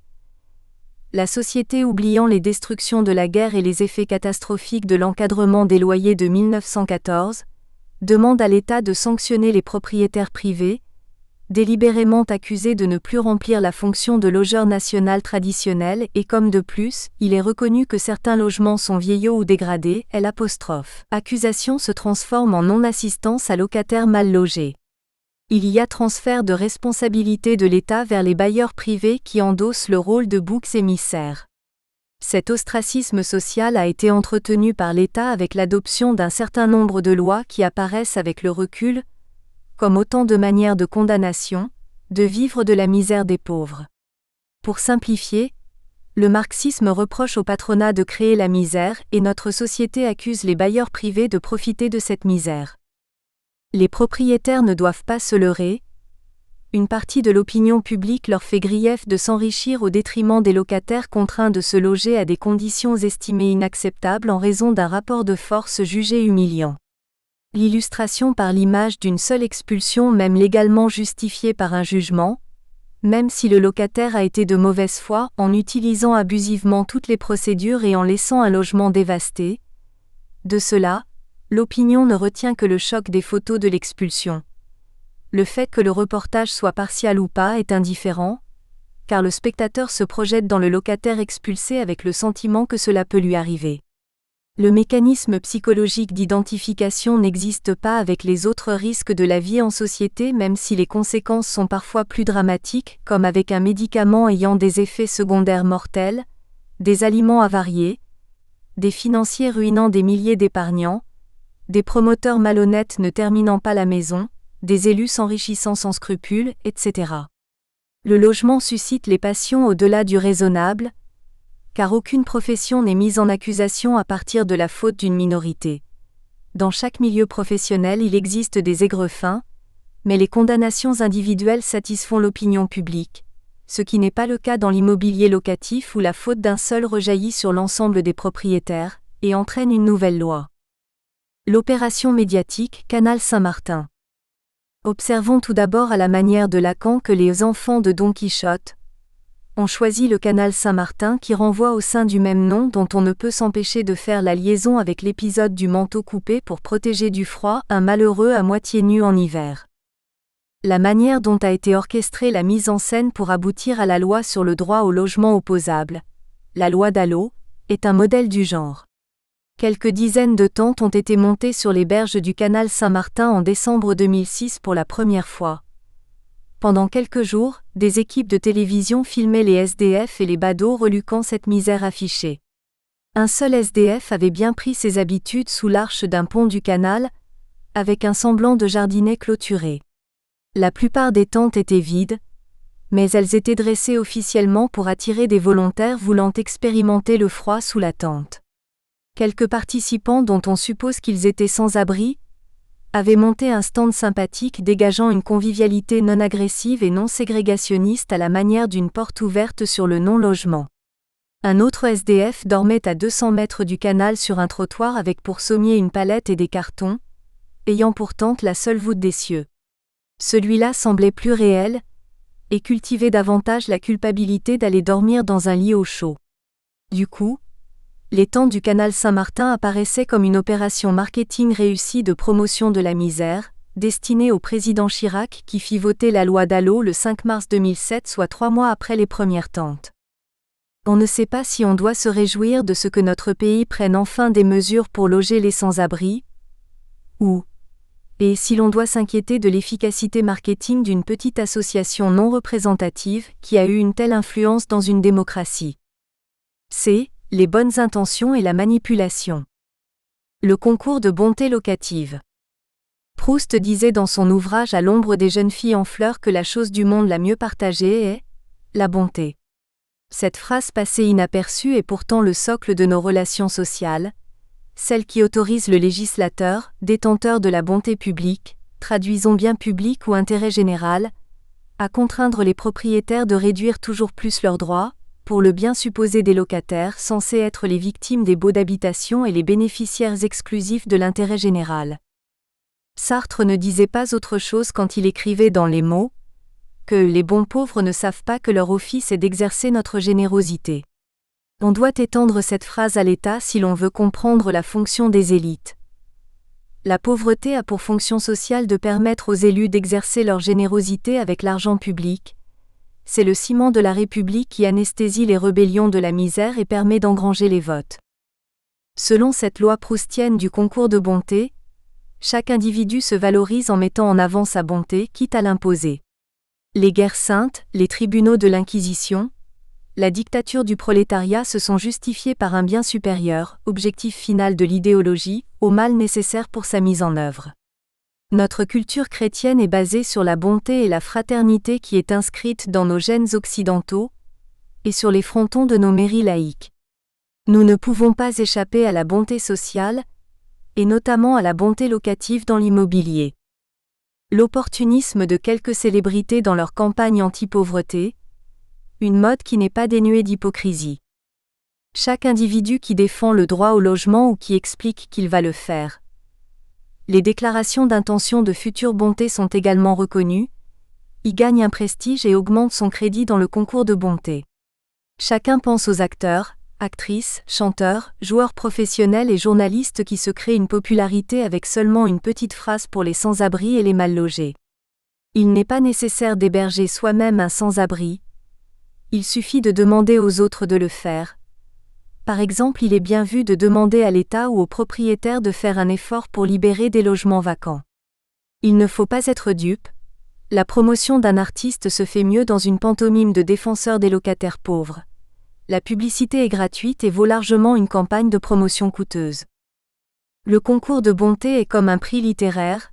Les meilleurs ne se contentent pas d'une phrase. Un président de la Fondation Abbé Pierre a pu récupérer son investissement en bonté en étant nommé haut-commissaire aux solidarités actives dans le gouvernement Fillon avec un rang de ministre. Les pouvoirs publics ont besoin de la bonté médiatisée. Le président Sarkozy a marqué des points en supprimant un mois de dépôt de garantie sur les 2 habituellement demandés aux locataires. Il s'est bien placé en prenant soin d'annoncer lui-même les réformes anti-bailleurs. Sinon le prix du concours de bonté aurait pu être décerné à son ministre du Logement. Il est impératif pour les impétrants d'avoir une caméra de télévision qui enregistre clairement les déclarations d'intention. Le scoop rejaillit sur l'orateur. Quand Louis Blanc définissait l'idéal social d'un communisme qui permettrait de donner à chacun selon ses besoins, il s'agissait d'une utopie courageuse dans un contexte difficile en 1839. Louis Blanc se mettait en opposition avec la société, il ne militait pas pour sa carrière sociale personnelle. On est loin également de l'abbé Pierre qui n'a jamais pu être suspecté d'avoir bénéficié personnellement de sa campagne pour les sans-abri. N'hésitons pas davantage, il s'agit d'une tartufferie nécessaire à la paix sociale. La société a dû concilier socialisme et salaire conséquent, avec l'apparition de ces nouveaux bons riches qui n'auraient pas d'engagement financier dans le monde de l'entreprise, Le bon riche est le pendant de la belle personne dans l'apparence sociale. Le bobo serait la version laïque de la dame de charité, les deux sachant se prémunir de la culpabilité d'être riche, tel un antidote, soit en faisant l'aumône, soit en votant social ou en affichant des opinions sociales. Rappelons Marc Duguin dans La malédiction d'Edgar. La compassion est le modeste prix à payer pour se débarrasser du malheur d'autrui. Le logement est une cause qui attire nombre de personnalités en recherche de médiatisation facile, de reconnaissance populaire et d'absolution de leurs égoïsmes, ce qui fait penser à cette autre phrase de Marc Duguin, les illuminés, ces gens qui ne sachant quoi faire de leur vie, découvrent une cause qui leur paraît noble et s'y engouffrent. 3. Une communication larmoyante. Le concours de bonté locative a été le prélude d'une société aseptisée, écologisée où tout doit être harmonieux, propre, gentil, à une époque où les trottoirs sont envahis de poubelles, de crottes de chiens, d'immondices, où les gens aboient, s'insultent, se klaxonnent, s'agressent, où l'État fiscalise, verbalise, taxe, où les profiteurs se trouvent chez les riches comme chez les pauvres. La société se bipolarise, dans une nouvelle dialectique du bien idéalisé, mais irréaliste et du mal quotidien avec la chasse aux sorcières qui en est le corollaire. A. La désinformation de certains médias. Parfois, certains médias pratiquent la désinformation en rapportant un misérabilisme locatif. L'exemple de Télérama dans son numéro 3227 du 19 au 25 novembre 2011 est assez exemplaire de la méthode utilisée. L'article commence page 37 avec un titre accrocheur, 10 millions de mal logés, 100 000 sans domicile, qui donne envie de continuer la lecture. L'article se poursuit avec le cas d'une locataire parisienne qui a reçu un congé pour vente et qui a de la peine à quitter son logement bon marché. 600 € par mois pour 40 mètres carrés, on la comprend. Elle explique qu'elle va gagner du temps avec la trêve hivernale, ce qui est déjà un signe objectif de l'utilisation maximum des droits des locataires ou plutôt des failles de la loi, car on nous dit qu'elle est sous le coup d'une expulsion par la force publique. Cela signifie donc qu'elle a refusé d'appliquer la loi, voulant spolier le propriétaire qui avec un logement valant 450 000 € n'avait aucune rentabilité avec un loyer aussi faible, et n'avait donc aucun intérêt à le conserver. NB. Le rendement brut est de 1,6%, 600 par 12 égale 7204 150 millième égale 1,6%. Si l'on enlève les taxes foncières 600 €, les impôts sur le revenu 1000 €, l'assurance 300 €, les frais de copropriété 500 €, de gestion 400 €, l'ISF, entre 0 et 4500 €, le propriétaire arrive à un taux de rendement net de 0,6%, 2 et 804 150 millième, et qui peut être nul avec un ISF de 4500 €, en supposant qu'il n'y ait pas de travaux. Le propriétaire n'a pas les moyens de faire des travaux avec son seul loyer, et l'on a une explication de la dégradation des logements parisiens. Le moindre placement sans risque sera plus élevé. Le journaliste a besoin de souligner que le propriétaire va faire une bonne plus-value, comme si c'était honteux de gagner de l'argent. Sur le plan de la technique émotionnelle de rédaction, le contraste entre la pauvre locataire et le propriétaire qui s'enrichit permet de recueillir l'adhésion du lecteur et même de soulever son indignation. Le papier est donc devenu vendeur par la complicité qui s'établit entre le journaliste et le lecteur. Ensuite viennent d'autres informations qui, même fausses ou incomplètes, ne seront pas mises en doute. Ainsi le journaliste nomme plusieurs fois ses sources, se retranchant derrière leurs avis d'experts, il cite le nom de Thierry Repentin qui est présenté comme un simple élu, quand même sénateur, spécialiste au PS des questions de logement. On ne nous dit pas qu'il était le président de l'USH, la confédération qui regroupe tous les organismes HLM. On se demandait pourquoi il était si dithyrambique sur le logement social, en proposant de passer le seuil de la loi SRU de 20 à 25%. Le journaliste rapporte l'affirmation du DAL, Association pour le droit au logement, selon laquelle il manquerait 1 million de logements, dont 600 000 HLM bien sûr. Le journaliste n'a pas pris la peine d'appeler l'UNPI, l'Association des propriétaires, pour une confirmation ou une infirmation du chiffre. Autre affirmation, il y aurait 2 millions de logements vacants que les propriétaires garderaient vides comme pour un plaisir d'ennuyer les locataires. C'est ce qu'on appelle une information à charge, mais on est hypnotisé par l'histoire de Brigitte, Et l'on ne se demande pas si on n'irait pas plus vite en expulsant les 300 000 locataires HLM qui dépassent officiellement les plafonds, mais se maintiennent abusivement à la place des familles modestes. Dans l'erreur totale, on note également qu'un logement HLM revient moins cher à l'État qu'un logement cellier. Il y a malgré cela un peu de vérité dans cet article. Pour apporter un euphémisme savoureux, le déficit en logement est surtout criant en région parisienne. On ne dit pas qu'il y a surproduction de logements en dehors de Paris, ça n'intéresse pas Brigitte, notre locataire parisienne, pourtant. Une bonne idée à la fin, demander à l'État des incitations fiscales pour encourager les propriétaires à vendre ou louer, mais avec la loi sur les plus-values exonérées après 30 ans de détention, il n'était pas certain qu'elle recueille l'attention du gouvernement Fillon, ni des propriétaires paralysés par cette loi. B. La dramatisation de l'information sur le logement. Si l'on considère les statistiques du logement depuis 1914, il est évident que le confort des logements s'est amélioré.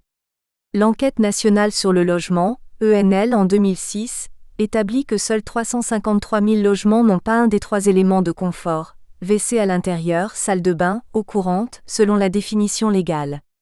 Des associations incluent dans leur définition de confort d'autres éléments pour arriver à un nouveau concept de confort normal: la surpopulation dans un logement, l'absence d'eau chaude, le chauffage insuffisant ou une mauvaise isolation, etc. Pour ne reprendre que les critères d'isolation ou de normes électriques, on constate que chaque année les logements neufs, dès qu'ils sont livrés, ne sont plus aux normes en raison de la prolifération accélérée de ces normes. Il est courant qu'un logement neuf, aux normes au moment du permis de construire, ne le soit plus à la fin du chantier. Certains critères sont définis par l'INSEE, sans correspondance avec une définition légale, ce qui introduit une confusion avec les logements insalubres. Avec ces critères, l'INSEE annonce 5 millions de logements sans confort minimum sur les 26 millions, ce qui ferait 19% de logements sans confort, en contradiction avec l'enquête nationale sur le logement qui relève seulement 1,5% de logements sans confort.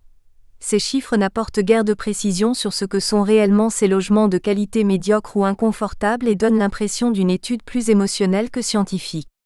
On ne sait pas non plus si les logements vétustes du parc public ayant été construits il y a 60 ans sont inclus dans ces statistiques. Certaines associations triturent les chiffres en ajoutant par exemple le nombre d'enfants concernés par ces logements inconfortables. Ainsi, le 15e rapport annuel de la Fondation Abbé Pierre en 2010 annonce près de 600 000 enfants concernés, et chaque année le titre du rapport est plus sensationnel que celui de l'année précédente. De tels titres malmènent l'information objective, en instillant du tragique, ce qui discrédite l'association dans son manque de mesure. Le corps du texte rapporte que 142 147 personnes vivent dans des logements meublés, dont rien ne dit qu'ils sont inconfortables, ou que ce mode de logement peut rendre service aux locataires préférant ne pas avoir à acheter des meubles pour une durée courte de location. Il n'empêche que ces locataires en meublé sont assimilés à des mal logés, dans une vision passéiste du logement quand seuls les pauvres vivaient dans des meublés avant la Deuxième Guerre.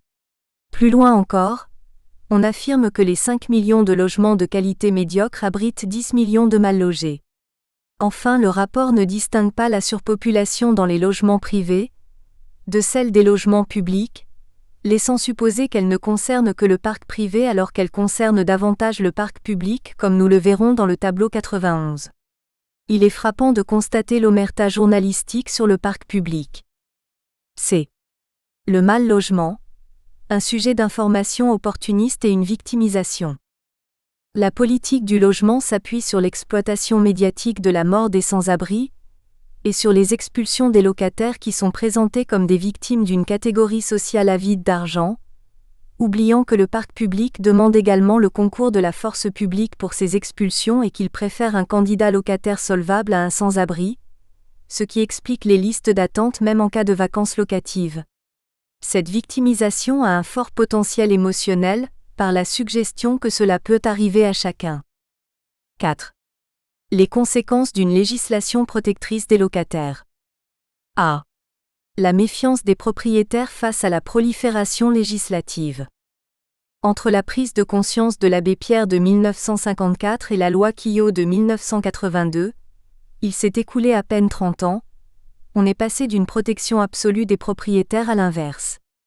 Pour les gouvernants de droite, les propriétaires sont des électeurs indéfectibles qui ne se plaindront pas beaucoup s'ils sont maltraités par la loi, et pour les gouvernants de gauche, il s'agit d'une mission sociale à haute valeur ajoutée médiatique. Les réformes vont donc toujours dans le même sens du toujours plus de droits pour les locataires, dans une accélération législative. L'inquiétude est donc palpable chez les propriétaires qui anticipent les réformes en se protégeant davantage. Quand le président Sarkozy a fait supprimer un mois de dépôt de garantie, les bailleurs ont réagi aussitôt en veillant davantage à la solidité des garanties offertes par les locataires et par les garants. Ils devaient se prémunir contre la mauvaise habitude prise par certains locataires de ne pas payer le dernier mois de loyer. Comme il y a toujours un décompte de charges à effectuer à la fin du bail, et que le logement n'est pas forcément remis propre et en bon état, cela ôte aux bailleurs la possibilité de retenir les charges locatives et les dégradations sur le dépôt de garantie amoindri.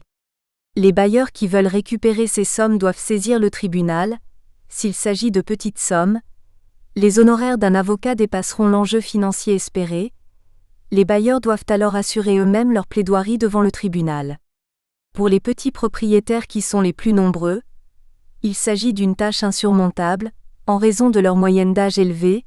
La seule solution consiste à abandonner la créance et à demander encore plus de garanties à la signature du nouveau bail. Il est facile de comprendre que cette mesure qui était censée aider les locataires a eu pour effet d'éliminer les locataires présentant une solvabilité trop faible ou incertaine.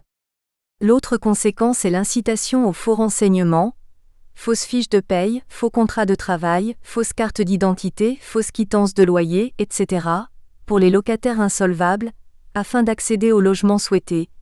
Les locataires interrogés déclarent que s'ils font de faux papiers, ce n'est pas par plaisir, incriminant la méfiance des propriétaires. La recrudescence très sensible de faux papiers entraîne à son tour une suspicion accrue des bailleurs qui pénalisent les locataires honnêtes, mais faiblement solvables.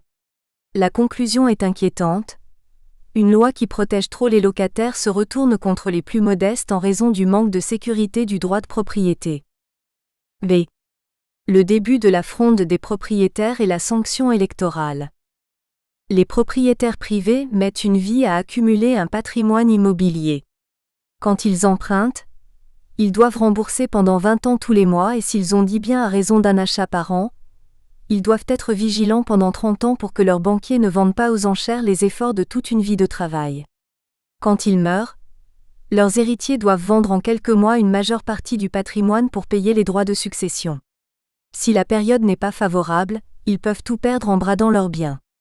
Depuis 2013, les tribunaux commencent à être saisis des premières faillites personnelles de propriétaires accédant écrasés d'impôts, d'agios, de dettes locatives et subissant la vacance locative. La fronde des propriétaires s'organise devant la pluie de réformes anti-bailleurs. Quand l'État ne respecte plus sa garantie constitutionnelle de la propriété, il y a un sentiment de trahison qui génère le besoin de défense civile. Les propriétaires commencent à ne plus tenir compte de la jurisprudence qui a tendance à spolier leurs droits. Il en est ainsi pour les 8% de frais de gestion du Trésor public sur les ordures ménagères, l'interdiction de facturer les frais d'envoi de quittance.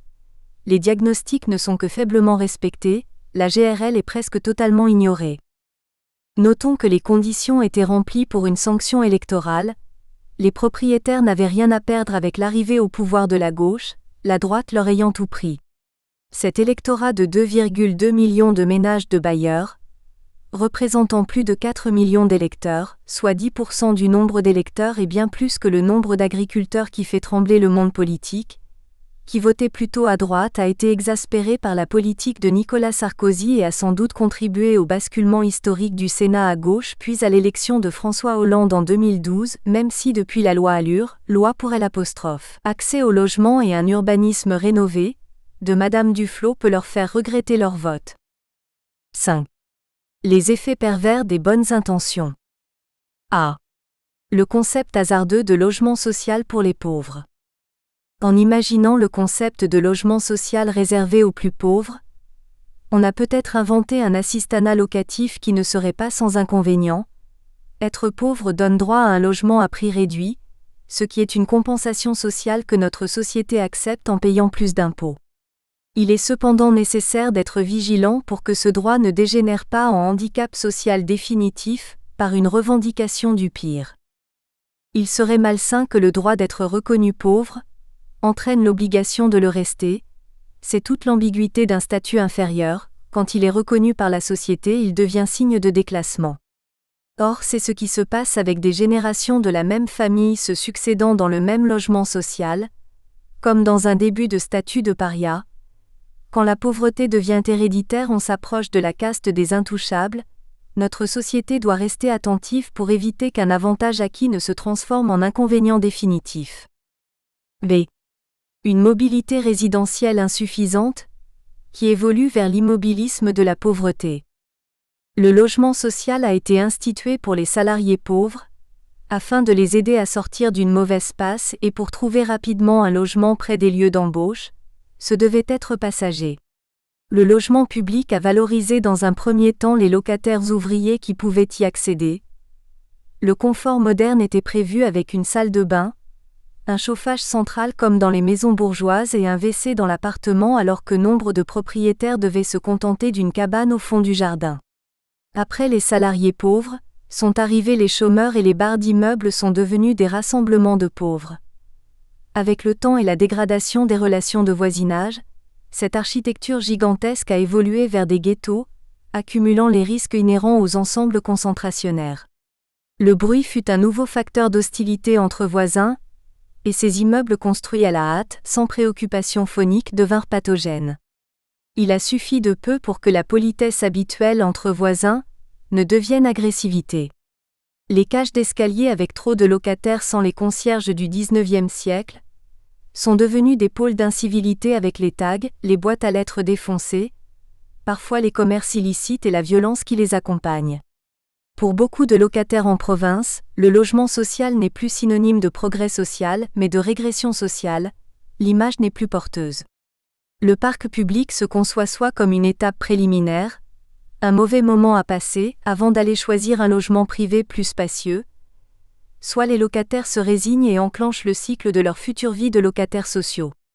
Mais peut-on être fier d'un modèle social qui introduit la ségrégation ? Et était-ce le projet initial des concepteurs de HLM que de vouloir parquer les pauvres dans des cités sans espoir de sortie ? C. La stigmatisation des propriétaires. La rancœur de devoir habiter un logement social génère de la jalousie voire de l'agressivité vis-à-vis des propriétaires, et cela devient de plus en plus flagrant dans les quartiers soumis trop rudement à la mixité sociale. Ce voisinage plus ou moins subi alimente l'insatisfaction de sa condition défavorisée, et génère une pensée sociale de pourfendeur de riches à qui l'on reproche la misère des pauvres. Le sentiment d'injustice sociale s'aggraverait de cette proximité. Chardon faisait déjà dire au narrateur de vivre à Madère. La justice sociale et la misère du monde vous préoccupent. C'est nouveau chez les gens de votre bord. On devine que vous êtes prêts à mettre le feu partout dans ce pauvre monde. J'ai remarqué ce genre chez plusieurs de vos amis qui vont chaque nuit, après la danse, mettre leurs bijoux en sûreté. Elles sont outrées par les abus. C'est une mode. Cependant, entre le moment où Chardon écrit et les années 2010, on est passé de la constatation de la misère à la recherche de coupables, ce qui permet de s'exonérer d'une culpabilité personnelle de cette misère sociale. Certains médias ne sont pas étrangers à cette réputation de salauds de propriétaires. Croyant sans doute faire un bon mot, c'est avec cette expression que la journaliste Béatrice Schoenberg de France 2 a commencé son interview de Jean Perrin, le président de l'UNPI, en 2011. Êtes-vous un salaud de propriétaire ? C'est dans les réunions avec les élus que la mise au pilori des propriétaires est la plus expressive. Les présidents départementaux des chambres de propriétaires sont souvent interpellés sur les logements indignes se trouvant dans leur ville comme s'ils en étaient responsables. D. Une nouvelle SEMANTIQUEEMOTIONNELLE de l'habitat, AVISE moralisatrice. 1. Les logements indignes, indécents, insalubres du parc privé et les logements vieillissants du parc public. Les logements dégradés dans le parc privé sont légalement dénommés indignes, indécents ou insalubres, alors que le même état pour un logement public est qualifié seulement de vieillissant ou de vétuste par un euphémisme qui prêterait à sourire. Cette sémantique est d'autant plus discriminatoire qu'elle sert de prétexte à certains élus et fonctionnaires pour entrer en croisade contre les logements indignes du parc privé, au lieu de les aider à rénover les logements les plus dégradés. Dans le même temps, les crédits octroyés à l'ANA aux bailleurs sont en baisse sensible avec une allocation réservée aux seuls logements sociaux et aux propriétaires occupants pauvres. À l'inverse, la stratégie envers les mêmes logements dégradés du parc public ne donne pas lieu à critique, mais justifie des suppléments de crédit avec l'institution spécifique de la NRU. La vétusté alléguée dans le parc public ne présuppose pas d'intention maligne, ni de comportement avaricieux. Il est reconnu que ce mot renvoie à une simple insuffisance d'entretien du logement, devant un vieillissement inéluctable. Il en va autrement de mots ayant une charge émotionnelle empruntée à la morale comme indigne ou indécent.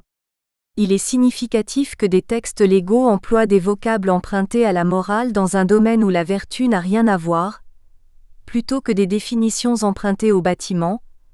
On n'a jamais vu un maçon ou un architecte dire qu'un mur était indécent. A. Le logement indigne. Le logement indigne est selon la loi du 25 mars 2009, celui qui est un déni au droit au logement et porte atteinte à la dignité humaine. Le préfet peut prendre des mesures. Les textes font la différence entre les bailleurs de bonne foi et les bailleurs de mauvaise foi pour la remise en état des logements.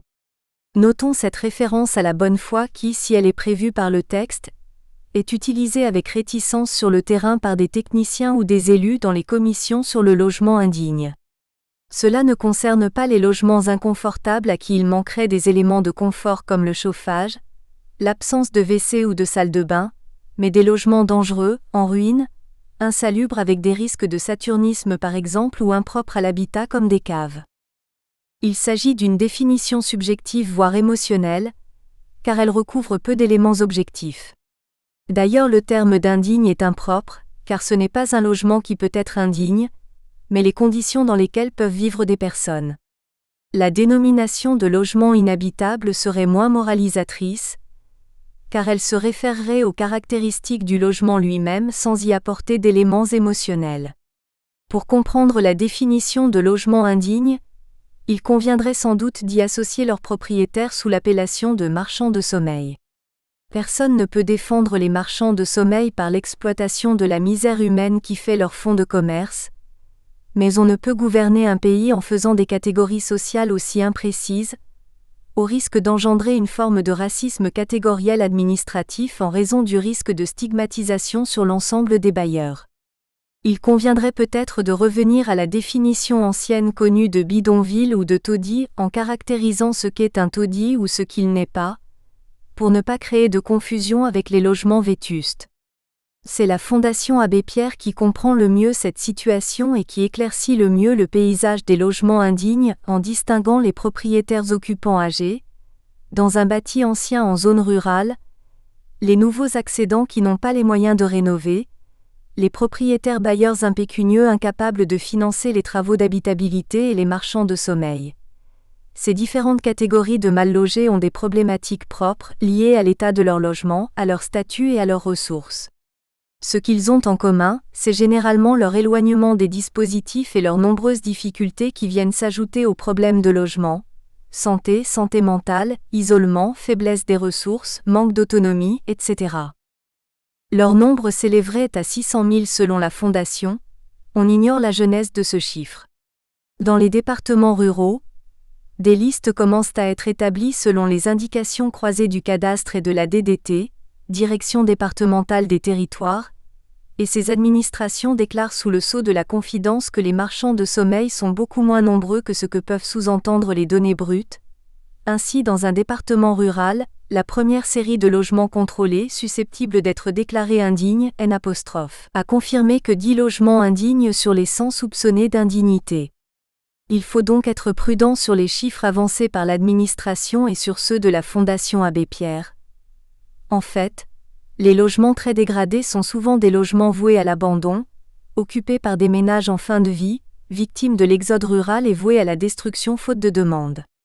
Les propriétaires s'inquiètent de ces listes noires qui ne sont pas sans rappeler d'autres listes noires pendant les périodes sombres de notre histoire. L'absence du contradictoire dans les visites de l'administration est une anomalie. Lors des contrôles demandés par les locataires, le propriétaire n'est presque jamais convoqué par les services d'hygiène, voire plus loin des extraits du livre blanc de l'UNPI 16.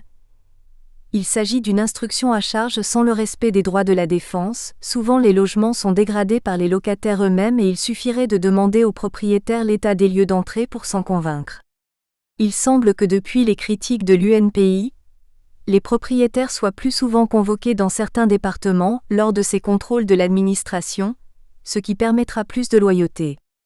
Le préfet des Deux-Sèvres a même dit en public en février 2014, devant les administrations et les élus, qu'il fallait déterminer si la dégradation du logement était due au locataire ou au propriétaire, ce qui est une grande première. B. Le logement insalubre. Un logement insalubre défini dans la loi du 10 juillet 1970 est un logement qui présente des risques pour la santé des occupants ou pour le voisinage.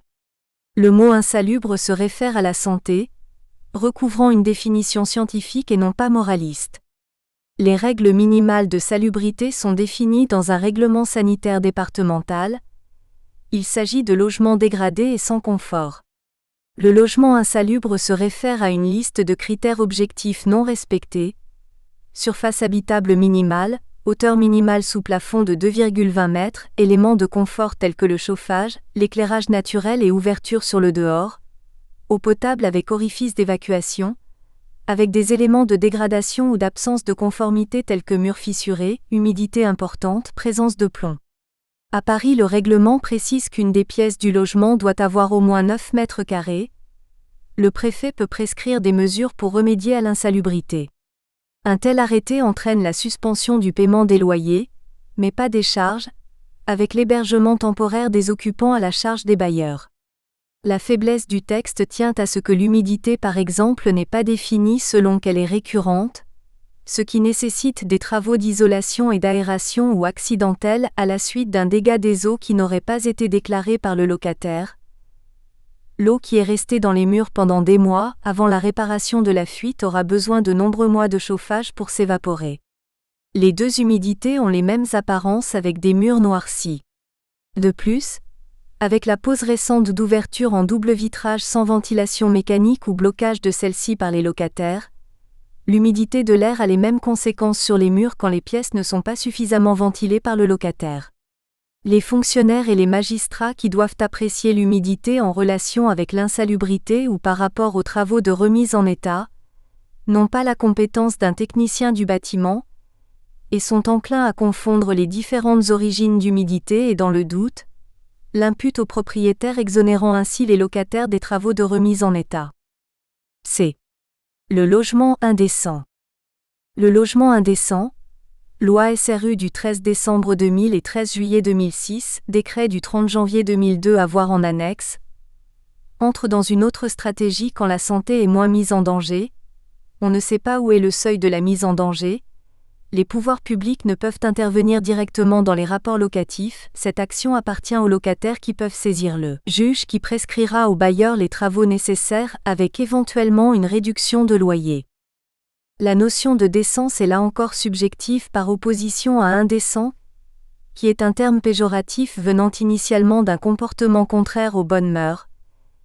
Il y a emprunt linguistique abusif par utilisation d'un mot moraliste pour qualifier un ensemble de matériaux neutres.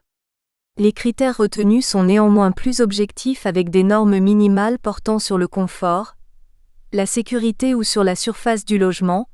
Notons que certaines normes sont inapplicables comme l'absence de proximité des WC avec la cuisine dans un studio. Le mot indécent ne convient donc pas pour des logements qui sont simplement dégradés, désuets ou non confortables. Nos grands-parents diraient démodés, par référence à certains logements en bon état qui avaient les WC à l'extérieur et pas de douche jusqu'en 1990, sans que leurs occupants propriétaires ou locataires songent à penser qu'ils étaient indécents. On disait qu'ils n'avaient pas tout le confort moderne. L'ANA finançait d'ailleurs en priorité les travaux de ces logements à qui il manquait un élément de confort, WC, douche ou chauffage, sans s'émouvoir d'un état d'indécence et cela jusque dans les années 2000. Il y a eu substitution linguistique abusive du manque de confort vers l'indécence. Il faut ici comparer cette diabolisation de l'absence de confort avec d'autres secteurs de l'économie. Dans l'industrie automobile par exemple, il n'est venu à l'idée de personne de dire que les 2CV Citroën étaient indécentes car moins confortables, plus bruyantes, plus dangereuses ou plus lentes que les Mercedes bien qu'elles manquaient d'éléments de confort. De même, les produits bas de gamme de l'alimentation, consommés par les clients les plus pauvres dont on sait qu'ils sont plus malsains ou même cancérigènes, plus sucrés ou plus salés et qu'ils favorisent l'obésité, avec des huiles hydrogénées, des conservateurs, des colorants, des graisses inconnues, etc., n'ont jamais été taxés d'indécents ou d'indignes par l'administration.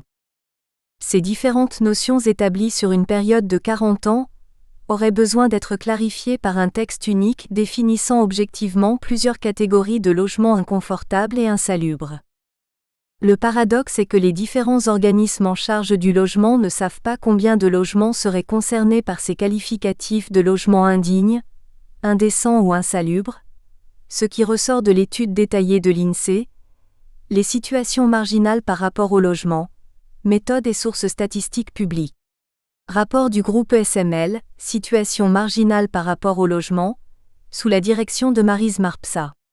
Le groupe de travail a préconisé une surprésentation des situations de mal-logement dans l'échantillon de l'enquête logement, afin de pouvoir les analyser plus en détail et de progresser dans cette connaissance du mal-logement. Des logements publics vétustes ou mortifères dans le parc public. Le choix des mots à consonance moralisatrice pour le parc privé fait remarquablement opposition avec le vocabulaire scientifique pour qualifier le même état de dégradation des logements publics. Ces obligations de décence, de salubrité et de dignité des logements s'imposent également au parc public qui ne peut donc se contenter d'affirmer de manière fataliste que le parc public subit la vétusté inhérente à toute chose. L'article 1719 du Code civil modifié le 25 mars 2009 et encore une fois le 29 juillet 2011 pour introduire le mot décence sans le définir, précise sans faire de différenciation entre parc public et privé que le bailleur doit entretenir la chose louée. Les bailleurs publics ne peuvent se prévaloir de la vétusté pour ne rien faire, ils ont l'obligation d'entretenir leurs logements sociaux. Il existe une différence de traitement médiatique et administratif, pour le même état de vieillissement dangereux des logements selon qu'ils sont publics ou privés.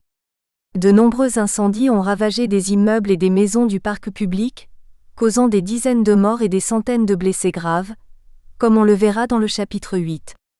Il y a eu aussi des incendies dans le parc privé avec des morts, mais comme le parc public possède davantage d'immeubles à plusieurs étages, le nombre de victimes est plus important à chaque sinistre. On ne connaît pas les décisions politiques avant la mise en place de la NRU pour éradiquer ces logements mortifères du parc public, alors que le législateur n'en finit pas de modifier la loi pour imposer au parc privé des logements dignes, décents et salubres. 2. La tentative d'idéologiser les rapports locatifs, avec une sorte de marxisme locatif. Pour compléter l'histoire de la pensée du logement, on ne peut passer sous silence la tentative d'assimilation des rapports locatifs à des rapports de classe. A. Rappel de l'environnement idéologique. Le XXe siècle a été marqué par l'idéologie marxiste comme le XIXe l'a été par l'idéologie libérale, et le XVIIIe par les philosophes des Lumières. L'Occident a analysé les rapports de l'industrie en étudiant l'influence des deux facteurs de production, le travail et le capital. Les économistes libéraux avec Smith et Ricardo ont théorisé l'économie libérale qu'ils observaient, privilégiant le capital par l'accumulation de travail qu'il représentait, ce qui devait donner son nom au capitalisme. La théorie marxiste reprenant les mêmes analyses libérales, a expliqué que la plus-value produite par le travail était extorquée par les détenteurs du capital qui s'enrichissaient de plus en plus en paupérisant la classe ouvrière. Les travailleurs, propriétaires de leur seule force de travail, étaient payés juste ce qu'il fallait pour entretenir cette force de travail. Autrement dit, il était de l'intérêt des capitalistes de maintenir en bonne santé les travailleurs pour qu'ils puissent continuer à travailler le lendemain. Il fallait donc que le salaire couvre le loyer et la nourriture, mais pas davantage. Marx appelait cela le renouvellement de la force de travail par analogie avec la maintenance du capital. Cette vision mécanique de la maintenance de la santé recouvrait assez bien la politique des bas salaires du XIXe siècle, qui servait juste à maintenir en vie les ouvriers de l'industrie, jusqu'à l'âge de la retraite qui correspondait assez bien avec l'espérance de vie des travailleurs manuels. Cette idéologie a marqué les intellectuels du XXe siècle et par extension, la sociologie européenne. Les rapports de force dans la société sont encore analysés à l'aune du marxisme du XIXe. B. Une plus-value unique et non pas répétitive au sens marxiste d'une production aliénante. Les propriétaires de logements n'ayant pas d'emprunt sont détenteurs d'un capital immobilier locatif qui produit une marge restreinte dans l'exercice annuel de la gestion courante. Dans le meilleur des cas, un logement loué dégage un rendement net de 1 à 3%. Le terme de rente était parfois utilisé par comparaison avec le rendement d'un placement financier. On comparait les propriétaires à des rentiers par la simplification de la gestion locative. L'accroissement de la fiscalité immobilière directe et indirecte ne permet plus aux propriétaires ayant des emprunts d'avoir des revenus tirés de la location. Le seul espoir de marge réside dans la revente, c'est-à-dire quand le bien n'existe plus. Il s'agit donc d'une plus-value unique et finale comme pour une plus-value de stock qui ne se produit qu'une fois, lors d'un transfert de propriété, alors que la plus-value marxiste est une plus-value répétitive, inhérente à la gestion, qui se produit quotidiennement à chaque acte productif. La comparaison de ces deux types de plus-value révèle une différence fondamentale qui ne permet pas d'identification économique ou idéologique. La plus-value marxiste sous-entend un rapport de force malsain entre des individus ayant des intérêts de classes opposées. La plus-value immobilière ne suppose aucun rapport de force, car elle se calcule à partir du patrimoine d'un seul et même individu dans un espace-temps qui est lui seul, créateur de cette plus-value. La location est un service et non pas un produit, ni un commerce. Pour l'administration fiscale, c'est une activité civile. Il n'y a pas de facteur de production, puisqu'il n'y a pas de production. Ce faisant, il n'y a pas d'exploitation d'un facteur de production au sens marxiste et donc pas de confiscation de plus-value d'une production. L'emploi du même mot de plus-value pour une création de richesse répétitive, dans un processus de production dans l'industrie, ou pour un arbitrage financier, en cas de revente immobilière, a déclenché une confusion dans l'esprit du public.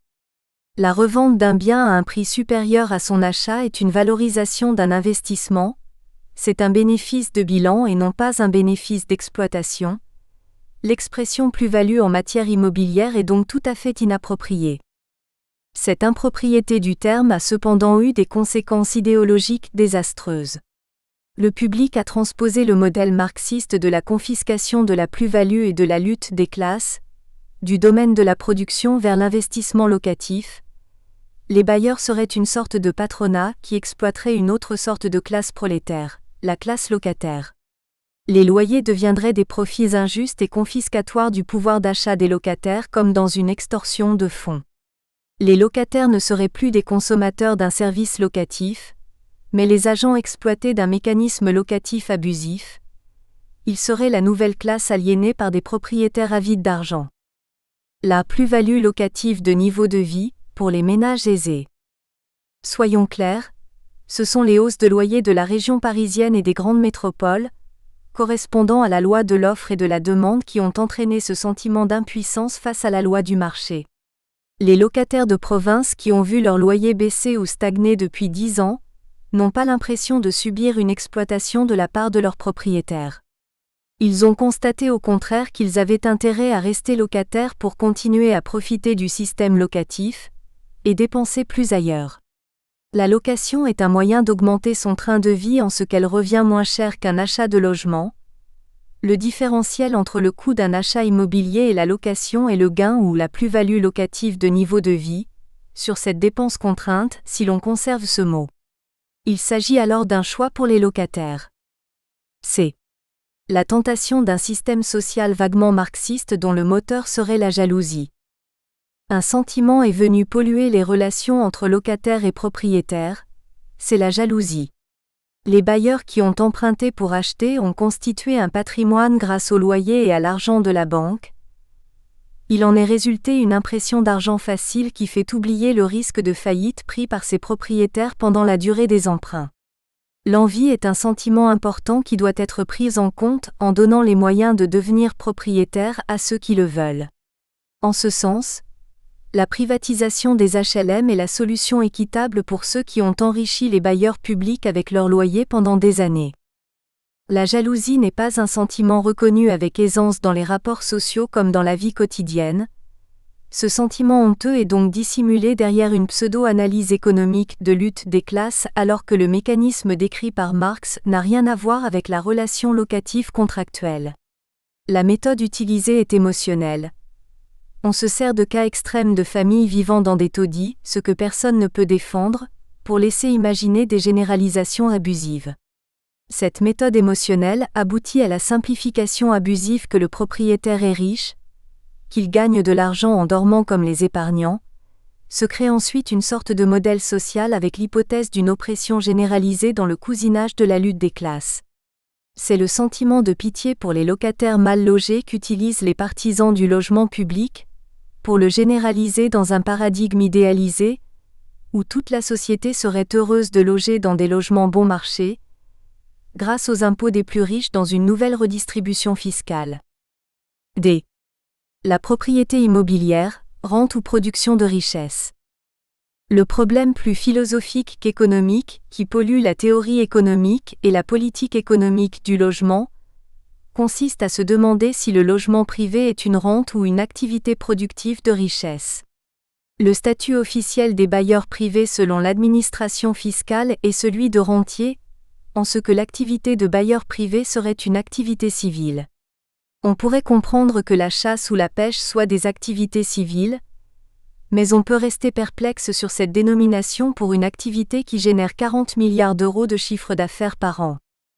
Si le logement privé est considéré comme une rente, les pouvoirs publics n'auront aucune difficulté à taxer toujours plus les détenteurs de cette rente qui seront considérés comme des profiteurs, s'enrichissant sans travailler. Si les bailleurs privés sont considérés comme des créateurs de richesses, avec les loyers encaissés venant gonfler le PIB et comme des créateurs d'emplois dans l'artisanat avec les travaux d'entretien, l'opinion publique réprouvera l'oppression fiscale et législative qui s'abat sur eux depuis 1982 et surtout depuis les lois votées sous le quinquennat Sarkozy et la loi Allure. On le voit, l'enjeu est de taille, et il passe par une problématique sociologique et électoraliste. Les locataires représentent 12 millions de ménages, soit environ 28 millions d'électeurs. À comparer avec les 4 millions de propriétaires bailleurs électeurs, les analystes politiques les considèrent comme une cible uniforme dont il serait préjudiciable de négliger les aspirations. Les économistes marxistes voient dans le logement privé un moyen d'accumulation patrimoniale, de placement sécuritaire comme l'or, et donc comme un nouveau processus d'exploitation. Certains parlent même de rentiers qui, comme au XIXe siècle, sécurisaient leurs avoirs dans la pierre à la fin d'une vie de travail, leur déniant le caractère de producteurs de richesse en les assimilant à des financiers. Il est vrai que l'on ne fait pas fortune en travaillant au SMIC, mais en accumulant du capital. Cependant, le fait d'introduire cette considération pragmatique dans un raisonnement économique revient à faire de la morale avec ce qui apparaît juste ou injuste. Le biais de ce raisonnement consiste à faire une échappée moraliste dans un raisonnement économique, pour en déduire une nouvelle conclusion économique qui devient donc plus péremptoire que scientifique. Le bailleur privé deviendrait un rentier par un argument d'autorité, ce qui gommerait son aspect producteur de richesse pour souligner son aspect exploiteur par la référence au locataire qui, lui, devrait travailler pour payer son loyer. Le défaut majeur de cette conception idéologique consiste à produire de la punition, car dans tout système social, ce qui est injuste doit être puni. Si donc percevoir un loyer est injuste, la société doit protéger le locataire et punir le propriétaire. En regard de ce qui se passe depuis 1982 avec la loi Quillot, il apparaît que la société française a choisi cette conception moraliste de la location. Nous espérons que vous avez apprécié cet aperçu. Pour continuer à écouter ce livre audio sur Google Play Livres, utilisez le lien dans la description de la vidéo.